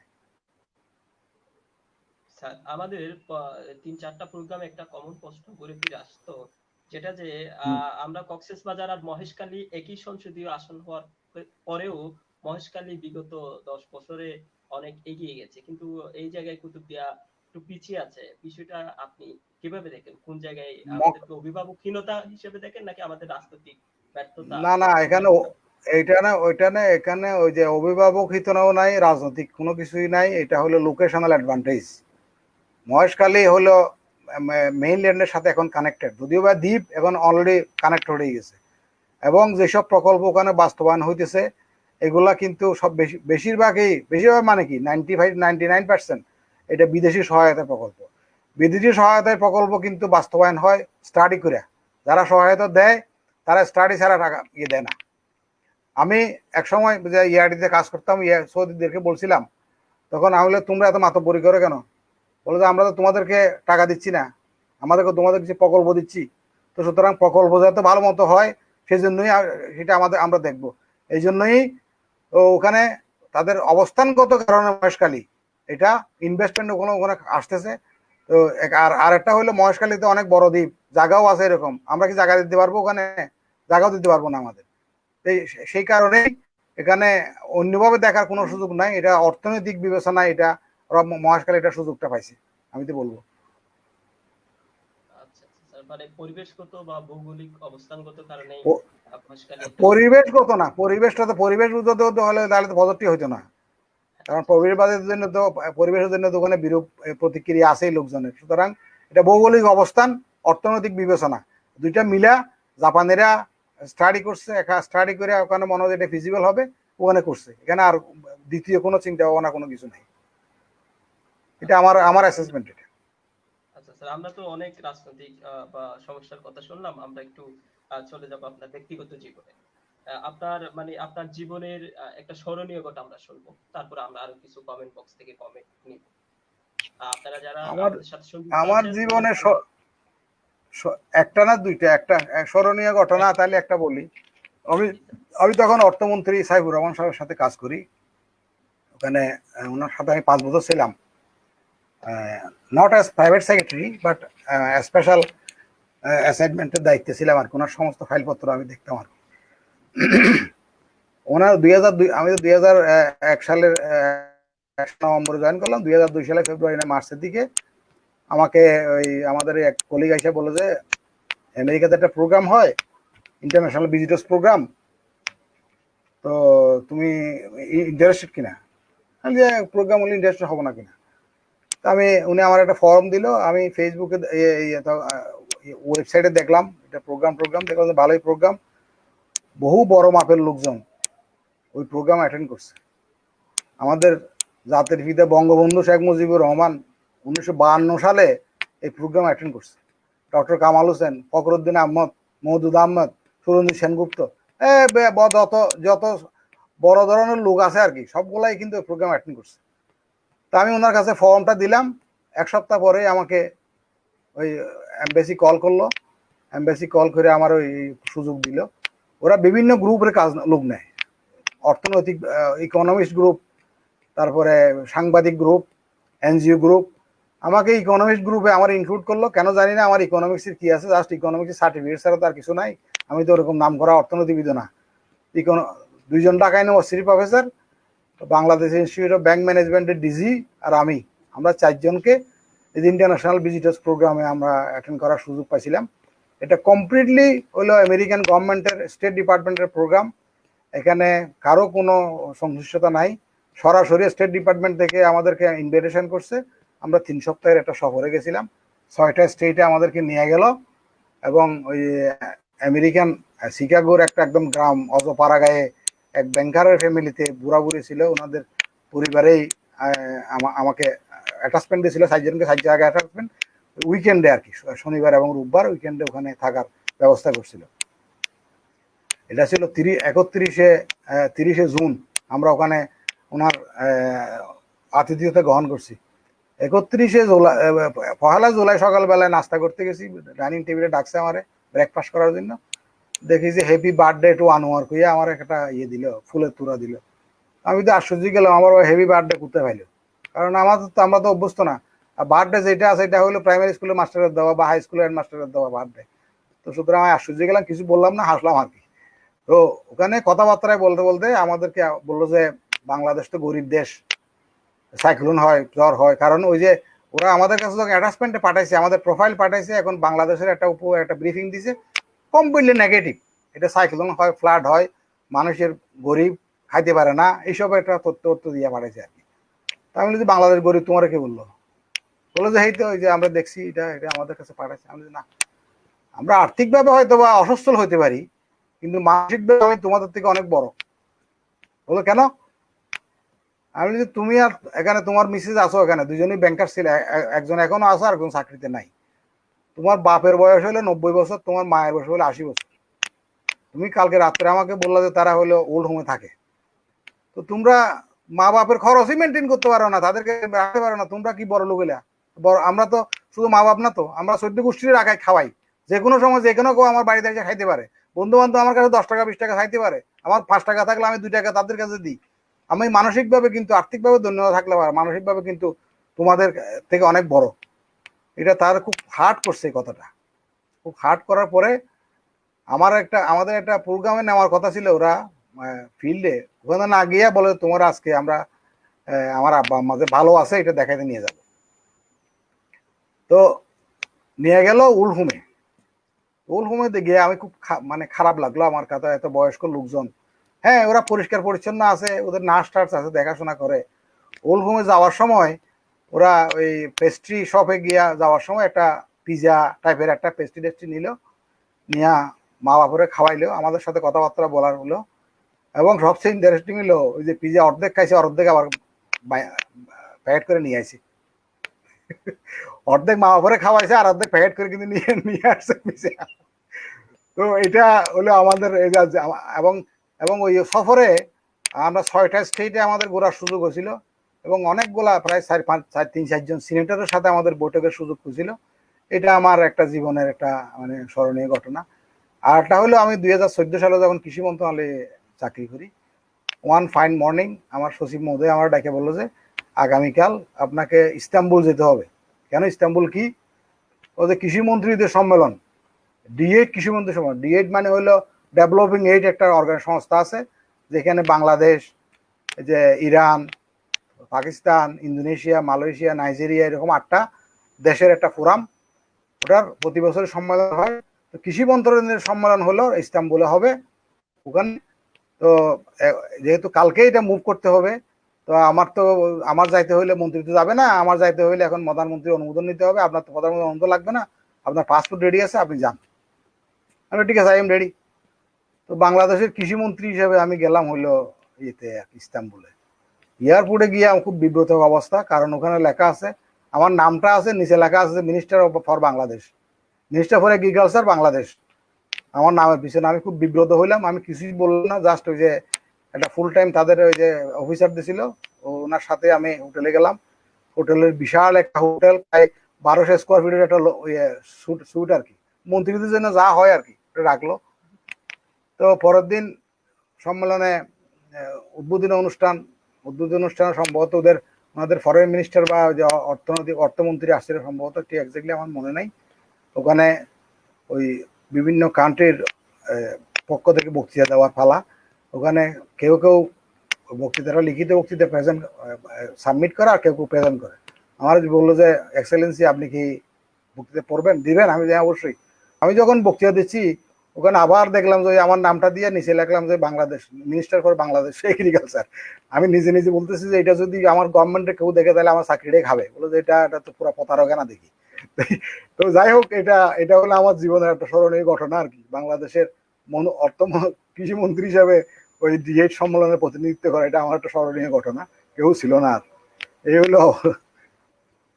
স্যার আপনাকে ধন্যবাদ। স্যার আমরা এই পোস্টের সাথে একটু যোগ করব, আপনি তো প্রায় 45টা দেশে বিদেশে আপনার যাওয়ার সুযোগ হয়েছে। সেই অভিজ্ঞতা থেকে আমাদের যদি বলতেন, বিশ্বের উন্নত কান্ট্রি গুলা কি বাংলাদেশ থেকে কোনো কিছু শিকার আছে? আমরা তো তাদের কান্ট্রি থেকে আমাদের অনেক কিছুই শিকার আছে, বাংলাদেশ থেকে কোনো কিছু শিকার আছে? বাংলাদেশ থেকে বাংলাদেশ থেকে শিকার তো অবশ্যই আছে। বাংলাদেশের যে ছোট্ট একটা কান্ট্রিতে আমরা, এই যে অল্প একটা ছোট দেশে, তো আমরা 16-18 কোটি মানুষের আমরা খাওয়াইতেছি, খাইয়া পরে তো মোটামুটি ভালোই আছি। তো সুতরাং আমাদের এটা তো শিক্ষণীয় বিষয় তাদের জন্য। আর আর আমাদের 18 কোটি মানুষের দেশ, এটা 18 কোটি মানুষের যে আমরা খাওয়া দিছি, বড়া দিছি, 3 বেলা খাচ্ছি, এবং যে কোনো সময় যে কোনো বাসায় গিয়ে আরো খাইতে পারি, যে কোনো কেউ টাকা ধার চাইলে আমরা দিতে পারি। তো এটা তো শিক্ষণীয় বিষয় ওদের জন্য, আমাদের জন্য। আর ওদের কাছ থেকে শিখা হইলো, ওরা আসলে আমাদের মতো, আমরা ধরো আমরা যারা যারা সার্ভিস ডেলিভারিটা বলতে গেলে আমাদের এখানে খুব শোচনীয় অবস্থা। এটা ম্যান টু ম্যান ভেরি করে। এটা আমরা যারা সরকারি চাকরিতে, সরকারি অফিসে যাই, প্রথমেই আমরা একটা লিঙ্ক খুঁজি, কারো কাছে পরিচিতি আছে কিনা, সেবাটা আমরা ঠিকমতো পাবো কিনা। সুতরাং এখানে আমাদের ঘাটতি আছে, ওখানে কিন্তু ওই রকম ঘাটতিটা নাই। এখন যেহেতু ডিজিটাল বাংলাদেশ হয়েছে, অনেক কিছু সহজ হয়েছে, কিন্তু সহজ হইলেও কিন্তু অনেক দূর আমাদেরকে যেতে হবে এখনো পর্যন্ত। আমাদের মেন্টালিটি চেঞ্জ করতে হবে, বিশেষ করে যারা সার্ভিস প্রোভাইডার আছে তাদের মেন্টালিটি যদি চেঞ্জ না করে, কিন্তু এটা আমরা উত্তরণের সুযোগ পাবো না। এটা এই বিষয়টাই আমরা কিন্তু অত্যন্ত লেকিং আছি।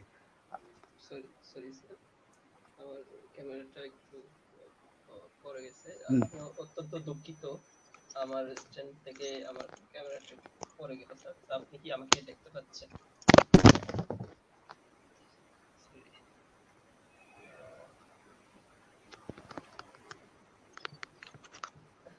স্যার একটু দুঃখিত স্যার, আমি ক্যামেরাটাকে ফর্মুলেট করার চেষ্টা করতেছি। স্যার আমাকে কি দেখা যাচ্ছে? হ্যাঁ দেখা যাচ্ছে স্যার কন্টিনিউ করতে পারেন। হ্যাঁ দেখা যাচ্ছে, বলো। স্যার আপনি কুতুবদিয়ার কোনো স্মরণীয় ঘটনা আছে, বা কুতুবদিয়ার কোন জিনিসটাকে আপনি দীর্ঘদিন ঢাকায় থাকেন, কোন জিনিসটাকে আপনি মিস করেন? আমি দীর্ঘদিন ঢাকায় থাকি, এটা ঠিক, প্রায় 45 বছর হয়েছে। 1975 সালে বেরিয়েছি আমি, প্রায় 2020, 45 বছর। কিন্তু আমি প্রতিনিয়তই কিন্তু কুতুবদিয়ার সাথেই আছি। আমি কারো না কারোর সাথে, বন্ধু বান্ধবদের সাথে আরম্ভ করে আত্মীয় স্বজনের সাথে আমার আলাপ হয়। তো সুতরাং ওইরকম আমি মনে করি না আমি দূরে থাকলেও দূরে না, দূরে থাকলেও আমি কাছে আছি। আর এখন তোমরা তো আমাদেরকে আরো কাছে করে দিছো, সুতরাং এটা আমি মনে করি না আমি ঢাকায় থাকি। আমি ঢাকায় থেকেও কিন্তু কুতুব দিয়েই আছি, আমি এটাই বলবো। আমি আপনাকে কন্টিনিউয়াসলি আমরা এখন 50 জন প্লাস মানুষজন একসাথে আমরা দেখতেছি। স্যার আমাদের কাছে আরেকটা প্রশ্ন হচ্ছে তরুণদের জন্য আপনার স্যার কততম আপনার বিসিএস যে প্রিপারেশন বা বিসিএস এর এই যে একটা এটা বিসিএস নিয়ে এবং হচ্ছে যে সরকারি চাকরির ক্ষেত্রে মন্ত্রণালয়ের আপনাদের পজিশনে যাওয়ার জন্য আপনি তরুণদের জন্য কোন উপদেশটা দিবেন? এটা কিছু না, এটা হলো তোমাদের কাছে চাকরি যদি পাও, চাকরি পাইতে হলে তো তোমার একটু পড়াশোনা করতে হবে, আর অন্য লাইনে হাঁটার দরকার নাই। নিজেই সে প্রচেষ্টা নিয়ে আপনার চাকরি পাইতে হবে। চাকরি পাওয়ার পরে নিজের উপর অর্পিত দায়িত্বটা যথাযথভাবে পালন করলে হবে। এর থেকে আর বেশি কিছু আমি বলি না। যেটা যেটা তোমার উপরে দায়িত্বে অ্যাসাইন করা আছে, এটা যথাযথ যদি পাওয়া পালন করো, সৎভাবে যদি দিন যাপন করো, মানুষের সেবা করার জন্য যদি তোমার মন মানসিকতা থাকে, তাহলে কিন্তু আল্লাহ তোমাকে সহায়তা করবে তোমার মানে মঞ্জিলে মকসুদে পৌঁছার জন্য। এটাই হলো আমার বক্তব্য আর কি। এক্ষেত্রে চাকরি পাওয়ার ক্ষেত্রে বা বিসিএস এ আসার ক্ষেত্রে আপনি কোন জিনিসটাকে সবচেয়ে বেশি ফোকাস করে দেন? আমাদের সময় তো কম্পিটিশন ছিল, কিন্তু এত কম্পিটিশন ছিল না, এত কম্পিটিশন ছিল না। আমাদের সময় আমরা পরীক্ষা দিয়েছিলাম বলে 34,000 39,000। তখন ওই যে ইয়েও ছিল না আমাদের, ওই যে এটা কি বলে প্রিলিমিনারি টেস্টও ছিল না। 34,000 থেকে আমাদেরকে 4,500 না 500 নিচ্ছিল ভাই, আমাদের সব মিলে, সব ক্যাডার মিলে। এখন তো তোমার 4 লাখ 5 লাখ হয়। তো সুতরাং পড়ালেখা যদি না করে, ডেভোশন যদি না থাকে, এটা রিয়েলি ডিফিকাল্ট। তো ওই যে একটা বিষয় আমি তোমাদেরকে অনুরোধ করব, বা আমাদের তরুণ সমাজকে অনুরোধ করব, ওই অন্য পথে না হাঁটলে চাকরি হবে না, অন্য পথে হাঁটতে হবে, মামা চাচা ধরতে হবে, এই থিওরিতে আমি বিশ্বাস করি না। তো সুতরাং ওই থিওরি বাদ দিয়া নিজেই চেষ্টা করো। কুতুবদিয়াতে এবার হয়েছে না, কুতুবদিয়া এবার পুলিশ সার্ভিস একজন হয়েছে দেখলাম, এডুকেশন সার্ভিসে হয়েছে, আরো আরেক কোন সার্ভিসে হয়েছে দেখলাম, হয়েছে। তো চেষ্টা করলে কিন্তু পারা যাবে। আমার মনে হয় না খুব একটা বেশি কঠিন কিছু আর কি। ডেভোশন থাকতে হবে, ডেভোশন থাকলেই আল্লাহ তোমাদের কামিয়াব করে দিতে হবে। আপনাকে অশেষ ধন্যবাদ। স্যার আমরা আরেকটা প্রশ্ন নিব। প্রশ্ন হচ্ছে যে কুতুবদিয়াকে ঘিরে আপনার কোনো পরিকল্পনা আছে কি? কুতুবদিয়া দেখে ওগুলো আমার খুব পরিকল্পনা না, কুতুবদিয়া আমার স্বপ্ন আছে। স্বপ্নটা হলো যদি কুতুবদিয়া যদি বিদ্যুৎটা যায় এবং টেপসই বেরিবারটা যদি হয়, তাহলে কুতুবদিয়ার লোকজনের আর্থসামাজিক অবস্থা কিন্তু একটু উন্নত হবে। লোকজন ওই যে জলবায়ু উদ্বাস্তুতে পরিণত হবে না। আমার মনে হয় তখন এই লবণকে ঘিরে ক্রাশিং মিল হতে পারে, এক সময় ছিল লবণ ক্রাশিং মিল হতে পারে। যদিও বা লবণের ব্যাপারে আমার একটা রিজার্ভেশন আছে। তারপরে এই যে আমাদের আইস মিল হতে পারে, যেহেতু আমাদের ওখানে বঙ্গোপসাগর আছে, বঙ্গোপসাগরের থেকে মাছ আহরণ করে এটা ফ্রোজেন ফ্রোজেন ফ্যাক্টরি হতে পারে, আইস মিল হতে পারে, পর্যটন ডেভেলপ করতে পারে। এখন যেহেতু কারেন্ট নাই, বিদ্যুৎ নাই, লোকজন যায় না ওখানে, পর্যটনটা হতে পারে। তো এটা আমি স্বপ্ন দেখি আর কি এখনো পর্যন্ত। এখন তো ওখানে ভালো থাকার ব্যবস্থাও হয়েছে, যদিও বা বেশি নাই, কিন্তু একটা তো হয়েছেই। ওটা সমুদ্র আদিল যেটা করছে আর কি, এটা হোটেল হোটেল হ্যাঁ হ্যাঁ হোটেল সমুদ্র বিলাস হয়েছে। তো থাকার তো ব্যবস্থা হয়েছে। সুতরাং আমার মনে হয় যদি বিদ্যুৎটা আমরা এনশিওর করতে পারি, বেরিবারটা যদি হয়ে যায়, তো কুতুবদিয়া আমার মনে হয় ভবিষ্যৎ ভালো হবে আর কি। সেক্ষেত্রে স্যার লবণের ব্যাপারে আমি বলি, লবণের ব্যাপারে আমি এটা রিজার্ভেশন আছে। কারণ হলো আমি দেখছি লবণের মাঠ এক সিজনে এক কানি লাগাইলে আগাম দিলে হয়তোবা তোমার 20,000 25,000 বা 30,000 টাকা পাওয়া যায়। কিন্তু আদার সাইড কিন্তু সবগুলো ধ্বংস হইতেছে তোমার এই লবণের কারণে। ওখানে ভিতরে পুকুরের পানি নষ্ট, গবাদি পশু নাই, ধান ধান চাল হয় না, মানুষের গাছপালা নাই, তরি তরকারি নাই, আবহাওয়া নষ্ট। যদি সামগ্রিকভাবে হিসাব করো, এটা কিন্তু লবণটা কিন্তু আমাদের জন্য বিশেষ করে আমাদের বেড়িবাঁধের ভিতরে লবণ চাষটা এটা অর্থনৈতিকভাবে বা সামাজিকভাবে বা পরিবেশগত দিকভাবে এটা কিন্তু খুব একটা বেশি আমাদের জন্য ফিজিবল না। যদি অল্টারনেটিভ নাই বলে আমাদের লোকজন এখনো পর্যন্ত এটাতে করতে চাকরি নিয়ে বেঁচে আছে।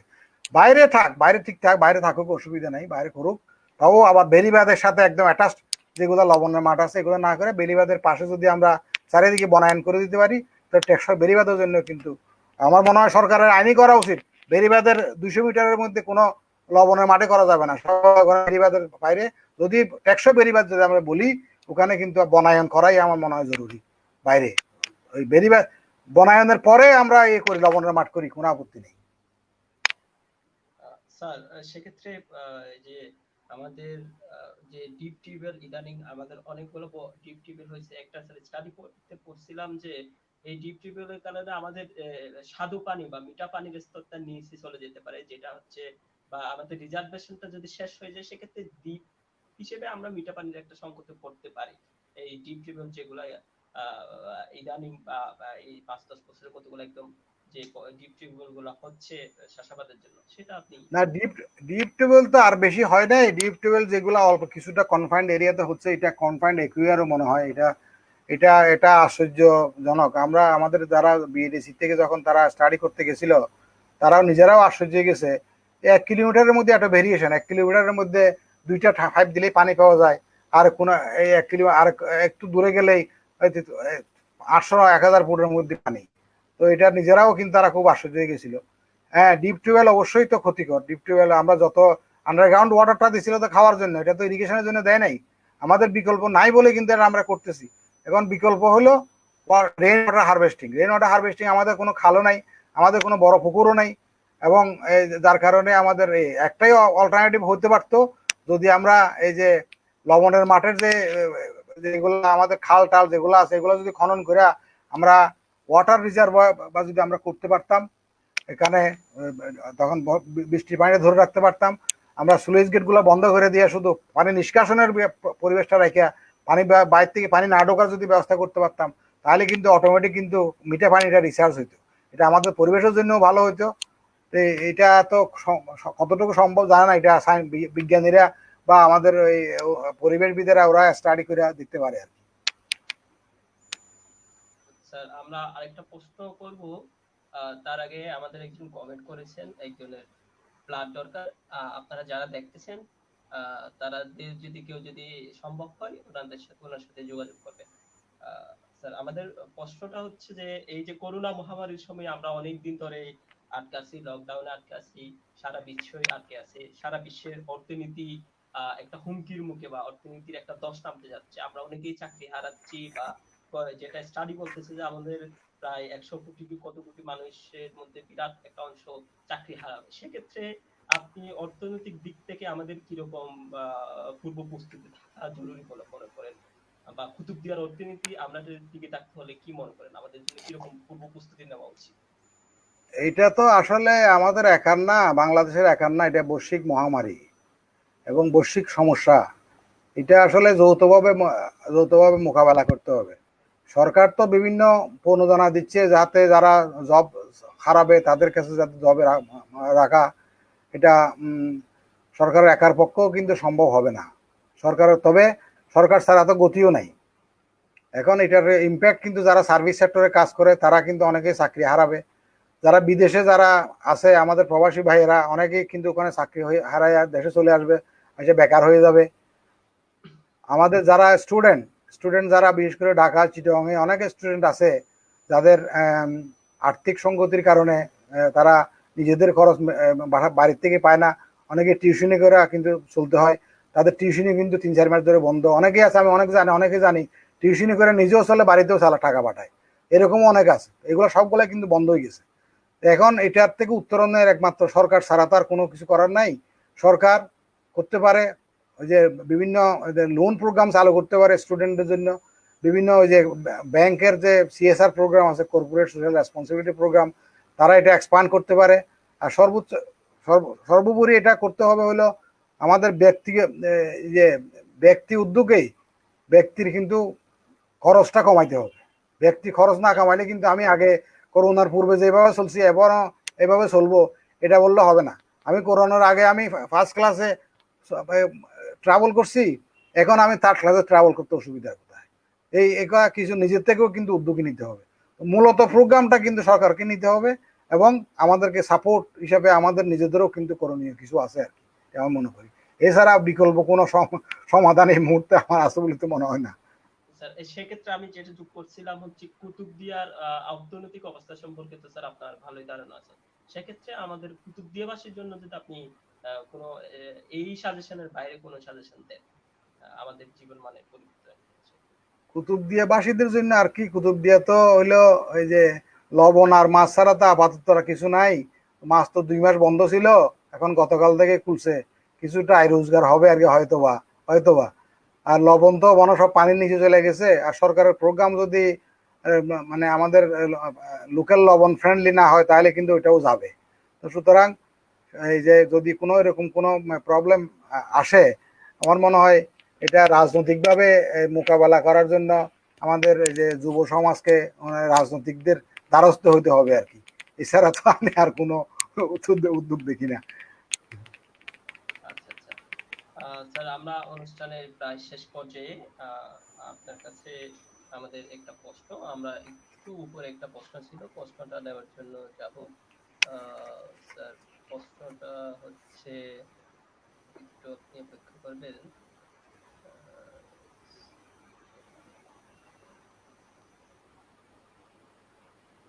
স্যার প্রশ্নটা আমার কাছে ছিল, আমাদের একজন সাবেক সেক্রেটারি নিউ প্রশ্ন করছেন, ইমরান হাকিমুল্লাহ।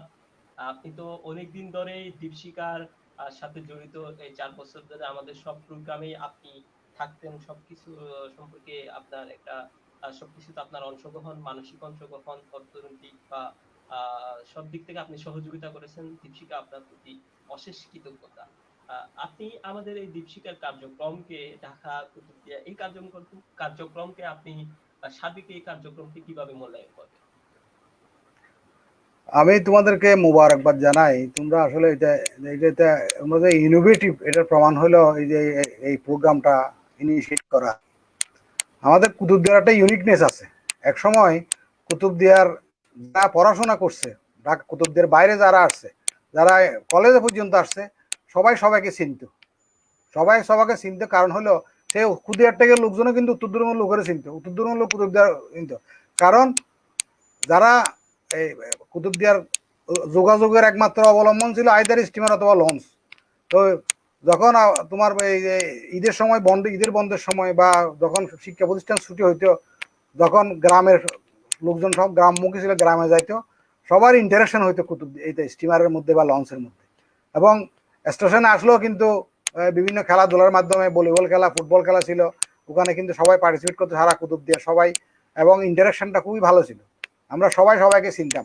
ইউনিভার্সিটিতে যখন সব সব ছাত্রদেরকে কিন্তু একজনকে চিনত। এখন কিন্তু পরিস্থিতি ভিন্ন। এখন ওই যে যোগাযোগের মাধ্যমটা পরিবর্তন হওয়াতে যোগাযোগের মাধ্যমে আর চিনার কোনো সুযোগ নাই। তো বেশিরভাগ লোকই শহরবাসী হয়ে গেছে অনেকেই। আমাদের শহরের প্রথম জেনারেশন ছিল, সেকেন্ড জেনারেশন, থার্ড জেনারেশন পর্যন্ত চলে আসছে। তো সুতরাং এখন আর এটাই একমাত্র প্ল্যাটফর্ম এখন কুতুবদিয়াবাসীর সাথে সংযোগের। তো চিটাগাংয়ে তো কুতুবদিয়া সমিতি আছে, কুতুবদিয়া সমিতির বিভিন্ন প্রোগ্রামের মাধ্যমে কুতুবদিয়া জনগণ কিন্তু একজনের সাথে একজন ইন্টারাকশন সুযোগ আছে। কিন্তু ঢাকাতে এই যে তোমরা দীপশিকা করে কুতুবদিয়াবাসীদের একটা প্ল্যাটফর্ম তৈরি করছো, আমি ওই জন্যই তোমাদেরকে মোবারকবাদ জানাই। এবং তোমাদের এই উদ্যোগ, এই যে আজকের যে প্রোগ্রাম বা কয়দিন ধরে চলতেছে প্রোগ্রাম, এটা কিন্তু শুধুমাত্র ঢাকা চিটাগাং সীমান্ত না, সারা বাংলাদেশে যারা কুতুবদিয়ার লোকজন ছড়িয়ে ছিটিয়ে আছে অনেকেই এটা দেখার সুযোগ পাবে। এবং বাংলাদেশের বাইরেও আমি দেখলাম যে আগামীকাল যে গোলাম মোহাম্মদ, আমার বন্ধু, আমার ক্লাসমেট, আমাদের সাথে ফার্স্ট ডিভিশন পাইছিল, সেই দুইজনই ফার্স্ট ডিভিশন পাইছিল, একজন গোলাম মোহাম্মদ আর একজন সৈয়দ মাস্টার, আমাদের এসএসসিতে আর কি। গোলাম মোহাম্মদ কালকে দেখলাম যে তোমাদের প্রোগ্রামে আসবে, সেই মোটামুটি আমেরিকাতে অত্যন্ত সুপরিচিত একজন নাম। তো সুতরাং তোমাদের স্যার উনি আপনাকে হ্যাঁ, দেখতেছেন, উনি আপনাকে সরাসরি আপনার এই প্রোগ্রামটা দেখতেছেন, আমার সাথে ইন্টারাকশন আছে, রেগুলার কথাবার্তা হয় আমার সাথে। তো তো আমেরিকাতে অত্যন্ত মানে স্বনামধন্য একজন ব্যক্তি, সারা পৃথিবী ঘুরে বেড়ায়, বিভিন্ন জায়গায় লেকচার দিয়ে বেড়ায়। সে আমি তারা বলছি যে তুমি তো আরেকজন ওবামার মতো লেকচার দিয়ে বেড়াও, ক্লিনটনের মতো লেকচার দিয়ে বেড়াও। তা আমি বলি আর কি তারে। তো সুতরাং দেশের গণ্ডি পেরিয়ে তোমরা এখন বিদেশে চলে গেছো, শুধু শুধু আমেরিকা পর্যন্ত চলে গেছো। তো সুতরাং তোমাদের এখানে অ্যাপ্রিসিয়েট করার মতো এটা আসলে উদ্যোগ, এটাই আমি বলতে পারি আর কি। আশা করি এটা অব্যাহত থাকবে এবং আমিও যতটুকু পারি তোমাদেরকে সহযোগিতা অব্যাহত রাখবো। গত প্রোগ্রামে আমাদের জাপান থেকে ডক্টর শাহজাহান কুতুবী সংযুক্ত হয়েছিল, মানে হ্যাঁ শুনছি। স্যার আমরা একটু আরেকটা প্রশ্ন নিব। মোহাম্মদ ফুরকান নামে একজন প্রশ্ন করেছেন যে আমাদের দ্বীপ অঞ্চলে বেশিরভাগ পরিবার গরিব এবং নিম্নবিত্ত, অর্থাৎ অর্থভাবে উচ্চশিক্ষা গ্রহণের সুযোগ পায় না। এই গরিব এবং নিম্নবিত্ত পরিবারের সন্তানদের জন্য আপনার উপদেশ এবং পরামর্শ। গরিব শব্দটা আমি ব্যবহার করতে চাই না। গরিবটা হলো আসলে মনের গরিব। আর্থিক গরিব আর মনের গরিবের মধ্যে পার্থক্য আছে। আর্থিক মানে অসচ্ছলতা থাকলে যে সে গরিব হবে, নট নেসেসারি। তাদের চোখ কান খোলা রাখলে আমার মনে হয় সেগুলো যদি লেখাপড়া যদি আগ্রহ থাকে, কেউ লেখাপড়ার আগ্রহ ঠেকে রাখতে পারে না। বিভিন্ন সময় পেপারে দেখো না, অমুক 5 ডিভিশন পাইছে কিন্তু তার টাকার অভাবে অ্যাডমিশন নিতে পারতেছে না। যখন রিপোর্ট হয় অনেক লোক চলে আসে সহায়তা করার জন্য। তো আমার মনে হয় যারা একটু অর্থনৈতিকভাবে অসচ্ছল তারা এই যে একটু যদি চোখ কান খোলা রাখে, বিভিন্ন ব্যাংক আছে, বিভিন্ন প্রতিষ্ঠান আছে, বিভিন্ন কর্পোরেট হাউস আছে, স্কলারশিপ দেয় বিভিন্ন ক্ষেত্রে। ওনারা ওই সুযোগটা নিয়ে নিজের লাইফটা আমার মনে হয় চেঞ্জ করতে পারে। আর নট নেসেসারিলি যে আমার যে মাস্টার ডিগ্রি করতে হবে, আমার যে পিএইচডি ডিগ্রি করতে হবে, নট নেসেসারি। আমার কত লাইফ স্কিল আমার ডেভেলপ করা, যাতে আমি জীবনটা আমি ভালোভাবে সাজিয়ে নিতে পারি। আমি এভাবে একটা উদাহরণ দিই। আমার এক বন্ধু ছেলে যখন ইন্টারমিডিয়েট পাস করলো, আমার বললো যে এই যে এখন ইন্টারমিডিয়েট পাস করলো, ওরা একটা অ্যাডমিশনের ব্যবস্থা করে দাও। কি করব? আমি বললাম যে তুমি কোথায় অ্যাডমিশন করতে চাও? বলতে ইউনিভার্সিটিতে। আমি ইউনিভার্সিটি পরে কি করবে? তুমি তারে বিজিএমএ তে ফ্যাশন টেকনোলজি আছে, ওখানে ভর্তি করে দাও। 3 বছর পরে সে মোটামুটি 50,000 টাকা বেতনে একটা চাকরি পাবে, কারো কাছে তার কাছে যেতে হবে না। তো শুধু বলো যে ওখানে কত টাকা লাগবে? লাখ 2.5 লাখ টাকা মতো লাগবে। এত টাকা পাবো কোথায়? আমি তুমি না বললো তারা সৌদি আরব পাঠাবে 2 লাখ টাকা 3 লাখ টাকা খরচ করে জমি বিক্রি করে। তো জমি বিক্রি করে তারা পাঠাও, এটা ইনভেস্টমেন্ট। সুতরাং তো ও মাস্টার ডিগ্রি পাস করার দরকার নাই, সে ওখান থেকে অনার্স পাস করবে এবং উইদিন 3 ইয়ার্স সে দেখবে যে 50,000 টাকা, 60,000 টাকা, 70,000 টাকা বেতনে চাকরি পাবে। অ্যাকর্ডিংলি সে আমার কথা রাখলো। তো তার ওখানে পড়াইলো। সে এখন ইথিওপিয়াতে আছে এবং শুধু চাকরি আর সারে আর ধরে অনেক টাকা বেতন পায়। তো সুতরাং আমার কথা, আমি আমার এই যে নতুন প্রজন্মের জন্য যারা এটা অর্থনৈতিকভাবে অসচ্ছল তাদের অনুরোধ জানাবো, চোখ কান খোলা রাখুন। আপনারা যদি আগ্রহ থাকে, আমার মনে হয় আল্লাহ আপনাদেরকে সহায়তা করবে। যে নিজেকে নিজে সহায়তা করেন, আল্লাহ তার সহায়তা করে না।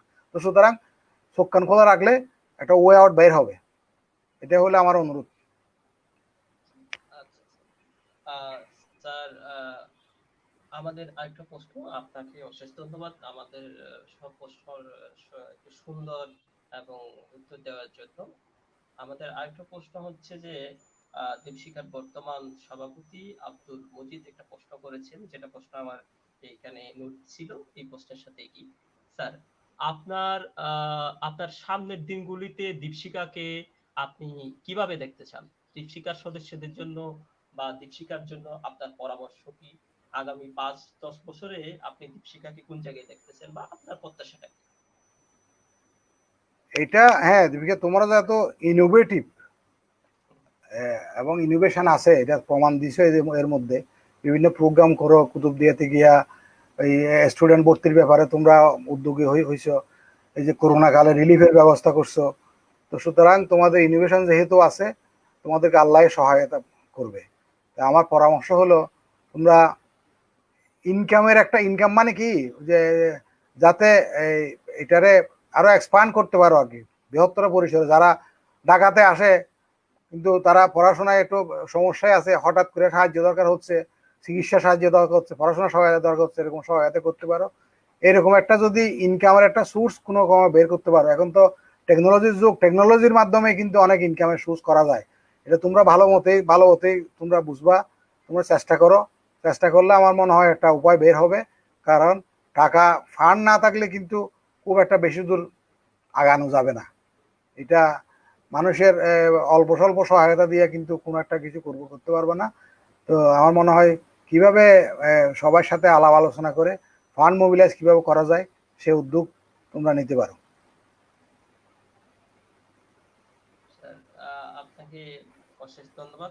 আমাদের স্যার একটা প্রোগ্রাম এরকম চলমান ছিল, করোনার কারণে আমরা প্রজেক্টটা রান করতে পারি নাই। হচ্ছে যে আমরা দীপশিখার সদস্য যারা আছে, যারা ঢাকা শহরে অর্থনৈতিক ভাবে বা ফার্স্ট ইয়ার সেকেন্ড ইয়ার গিয়ে একটু অর্থনৈতিক অসচ্ছলতার সম্মুখীন হয়, তাদের জন্য আমরা একটা বৃত্তি চালু করার জন্য আমাদের প্রসেসিং ছিল। করোনার কারণে সর্বশেষ সেটা আমরা বাস্তবায়ন করতে পারিনি। এটা ছিল আমাদের, আপনাকে জানিয়ে রাখলাম। স্যার আমরা প্রায় অনুষ্ঠানের শেষ পর্যায়ে।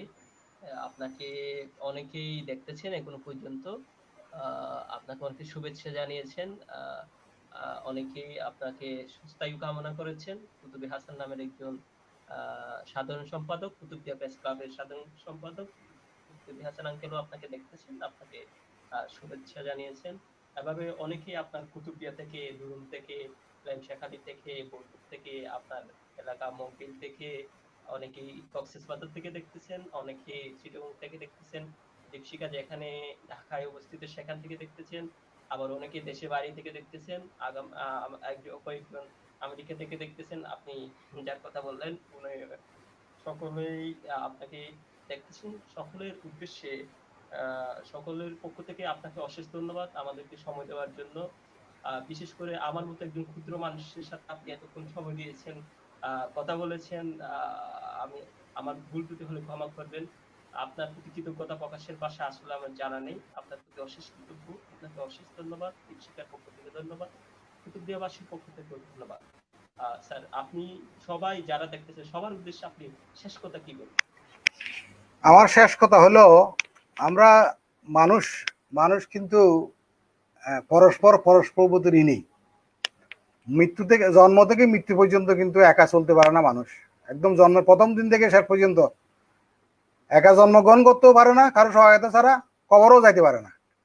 এবং প্রতিটা মুহূর্তে তুমি যখন রিক্সা করে যাচ্ছ, তুমি রিক্সাওয়ালার কাছে ঋণ হয়ে গেলা। তুমি যখন একজন শিক্ষকের কাছে পড়াশোনা করতেছো, আমার শিক্ষকের কাছে ঋণ হয়ে গেলা। এরকম ভাবে আমরা পরস্পরের কাছে ঋণী। তো সুতরাং ঋণ পরিশোধের একমাত্র উপায় হলো তোমার উৎস, তোমার রুট, তুমি স্মরণ রাখবা, রুট কোনোদিন ভুলবা না। কুতুবদিয়ার অনেক সন্তান আছে, আমি দেখছি কুতুবদিয়া থেকে চলে আসার পরে কুতুবদিয়ার আর খোঁজ খবরও নেয় নাই। আমি দেখছি এরকম অনেকেই আছে। আমি বিদেশে গেছি, 40-45টা দেশে গেছি, আমি কিন্তু কোনোদিনই চিন্তা করি না যে বিদেশে থেকে যাব। কারণ রক্ত মাংসের হয়েছে আমার এখানে, এই মাটিও মানুষের অর্থে দিয়া। সুতরাং আমি আমার দায়বদ্ধতা কিন্তু আমার দেশের প্রতি, আমার এলাকার প্রতি, আমার এলাকার মানুষের প্রতি। আমার অনুরোধ থাকবে সবার প্রতি, যার যেহেতু সুযোগ আছে এলাকার জনগণের প্রতি ঋণ পরিশোধের উদ্যোগ নেওয়া, ঋণ পরিশোধের চেষ্টা করা। ঋণ মানে এটা শুধুমাত্র টাকা দিয়া না, এটা এলাকার মানুষের বিভিন্ন ধরনের সহায়তা দরকার আছে। যদি কোনো সহায়তা করতে না পারে, টাকা দিয়া বা দোয়া করতে পারে, এটাও একদম ঋণ পরিশোধের একটা প্রক্রিয়া। যে কোনোভাবে হোক, আমার মনে হয় আমরা এই যে কুতুবদিয়ার এলাকাবাসীর ঋণ আমরা পরিশোধের চেষ্টা করব। সবাই প্রতি আমার অনুরোধ থাকবে, তোমাদের প্রতি অনুরোধ থাকবে, সরকারি চাকরির পিছনে তোমরা শুধুমাত্র সরকারি চাকরি করে করে সময় নষ্ট করে লাভ নেই। যখন যেটা সুযোগ আছে সেটা সুযোগের সদ্ব্যবহার করবা। আত্মীয় স্বজনের প্রতি, মা বাবার প্রতি তো আছেই, বন্ধু বান্ধবদের প্রতি, সবার প্রতি তোমাদের সবসময় যোগাযোগ রাখতে হবে, সহায়তার হাত বাড়াইতে হবে। কারণ এটাতে ক্ষতি নাই, লাভ ছাড়া। যে কোনো সময় তুমি 5 টাকা একজনকে সহায়তা করলা, তুমি দেখবা যে এটার বিনিময়ে তুমি 10 টাকা পাইলা। এটা আমার কথা, আমার একদম প্রমাণিত। তো সুতরাং এটা অব্যাহত রাখতে হবে এবং সৎ চিন্তা করতে হবে, সৎ ব্যবহার করতে হবে, সৎ হালালি চলতে হবে। কারণ হারামে আরাম নাই। সুতরাং সব সময় সততার মধ্যে থাকতে হবে। এটা হলো আমার ইয়ে। আর কোনো কাজকে ছোটো করা যাবে না। আমি তো বলছি, আমি মাস্টার ডিগ্রি ইকোনমিক্স থেকে মাস্টার ডিগ্রি করে মুদি দোকান করছি। আমি সকালবেলায় এই যে রিক্সা করে চলে যেতাম সাক্তাইয়ার খাতুনগঞ্জে, মাল নিয়ে, কিছু মাল বড় যেগুলো না যেগুলো গরু গাড়িতে উঠাই দিতাম, আরগুলো রিক্সা করে নিয়ে চলে আসতাম আমি দোকানে। আমার দোকানের কর্মচারী একজন আসতো, সে থাকতো। সুতরাং আমি কোনোদিনই কিন্তু কাজকে শুরু করি নাই। তো আমি ওই যে ট্রলারে শুয়ে ওই যে গড়ি ভাঙা গেছে লবণ কেনার জন্য। সুতরাং কোনো কাজকে কিন্তু কোনোদিনই ছোট করে দেখবা না। এটা হলো আমার অনুরোধ বর্তমান প্রজন্মের কাছে। তো এটা যদি করো এবং এই যে এলাকার যদি দায়বদ্ধতা থাকে আত্মীয় স্বজনের প্রতি, গরিব আত্মীয় স্বজনের প্রতি, এলাকার মানুষের প্রতি সহানুভূতি সবসময় থাকবে, মানুষের সাথে ব্যবহার, এটা যদি ভালো ব্যবহার, এটাও কিন্তু এটা আমার মনে হয় এটা সবারই জন্য এটা করা ফরজ আমার মনে হয়। তো সুতরাং আমার এই হলো আমার শেষ কথা, রুটকে কিন্তু কোনোদিন বলা যাবে না, আমরা বলি নাই, আমরা এবং না বলাতে এটার আমরা ফলো পাইছি। তোমাদেরকেও বলবো তোমরা রুট বলবো না, আশা করি তোমরা যে এই উদ্যোগ নিছো তোমরা এটা ধরে রাখতে সমর্থ হবে। সবাই তোমাদেরকে আমাকে এই সুযোগ করে দেওয়ার জন্য আমি তোমাদের প্রতি কৃতজ্ঞ এবং ধন্যবাদ। কথা অনেক বেশি বেশি বেশি বলেছি হয়, এবং নিজের ডুল আমি নিজে পিটাই না, তবে এটা ওই কথা প্রসঙ্গে আসছে, এই জন্যই আমার কর্মক্ষেত্রে সফলতা। আমি বলবো যে আমি নিজেকে আমি খুব স্যাটিসফাইড মনে করি, কারণ এলাকার প্রতি আমি কিছুটা হলেও, সবগুলো তো করা সম্ভব হয় নাই, কিছুটা হলেও সমর্থ হয়েছি আমি আর কি। আমি আবার শেষ মুহূর্তে আবার আমি অভিনন্দন জানাবো দুইটা কারণে। একটা হলো আমাদের এমপি মহোদয়কে, আজকে ওনার জন্মদিন দেখলাম, ওনাকে জন্মদিনের শুভেচ্ছা জানাই আজকে থেকে প্রোগ্রাম থেকে। এবং উনি আশা করি আমার ওই যে বড়গ্রুপ জেটিটার ব্যাপারে বিআইডব্লিউটি থেকে অনুমোদন নেওয়ার ব্যাপারে একটা সহায়তা করবেন। এটা উপজেলা পরিষদের অলরেডি রেজুলেশন করা আছে, কোনো সমস্যা হবে না, এটা করে রাখছি। আর দ্বিতীয় হলো উনি সেই ওই যে কুরুস্কুলের মতো যদি রিহেবিলিটেশন প্রোগ্রাম আমাদের জন্য করতে না হয় কুতুবদিয়াবাসীর জন্য, সেই জন্য সরকারের দৃষ্টি আকর্ষণ করে সংসদে একটা জ্বালাময়ী বক্তৃতা দিয়া আমাদের জন্য টেকসই বেড়িবাঁধের একটা প্রকল্প উনি অনুমোদন করার ব্যবস্থা করবেন। বিদ্যুতের ব্যাপারে আমার মনে হয় এটা চলমান আছে, আমার মনে হয় ইনশাল্লাহ বিদ্যুতে আমরা আলু কুতুবদিয়ায় বিদ্যুতের আলোতে আলোকিত হবে ইনশাল্লাহ। তোমাদেরকে সবাইকে ধন্যবাদ জানিয়ে, আমি সবাইকে শুভেচ্ছা জানিয়ে আমি শেষ করছি। সালাম আলাইকুম। ওয়ালাইকুম আসসালাম, আপনাকে অশেষ ধন্যবাদ। আমাদের দীপশিকার পক্ষ থেকেও আমাদের বর্তমান এমপি আশিকুল্লাহ রফিক সাহেবের জন্মদিনের শুভেচ্ছা। আশা করি আমরা আমাদের একটা লাইভ প্রোগ্রামে ওনাকে পাবো, অনেক কষ্টের জবাব আমরা ওনার থেকে পাবো। আমাদের একটা প্রচেষ্টা ওনাকে আমাদের লাইভ প্রোগ্রামে সংযুক্ত করার। স্যার আপনি আমাদের লাইভ প্রোগ্রামে সংযুক্ত হওয়ার জন্য আপনাকে অশেষ ধন্যবাদ। যারা দেখতেছেন, এতক্ষণ ধরে ধৈর্য ধরে দেখতেছেন আমাদের প্রোগ্রাম এবং বিভিন্ন প্রোগ্রাম দেখতেছেন, আজকেও দেখতেছেন, সকলকে অশেষ ধন্যবাদ। সকলে ভালো থাকবেন। আমাদের পরবর্তী প্রোগ্রাম আগামীকাল রাত 8:30টায় আমাদের সাথে সুদূর আমেরিকা থেকে যুক্ত হবেন 100 আমেরিকান সফল বাংলাদেশীর মধ্যে অন্যতম আমেরিকান স্টাডিজ অফ বাংলাদেশ এর বর্তমান ইলেক্টেড প্রেসিডেন্ট মোহাম্মদ বিশ্ববিদ্যালয়ের অধ্যাপক ডক্টর গোলাম মাহমুদ। আপনাদেরকে আমাদের প্রোগ্রাম দেখার জন্য আমন্ত্রণ। স্যার আপনাকেও আমাদের প্রোগ্রাম দেখার জন্য আমন্ত্রণ। ধন্যবাদ। অতদিন পর্যন্ত, কালকে পর্যন্ত আপনারা ভালো থাকবেন, সুস্থ থাকবেন। আল্লাহ হাফেজ। সালাম আলাইকুম।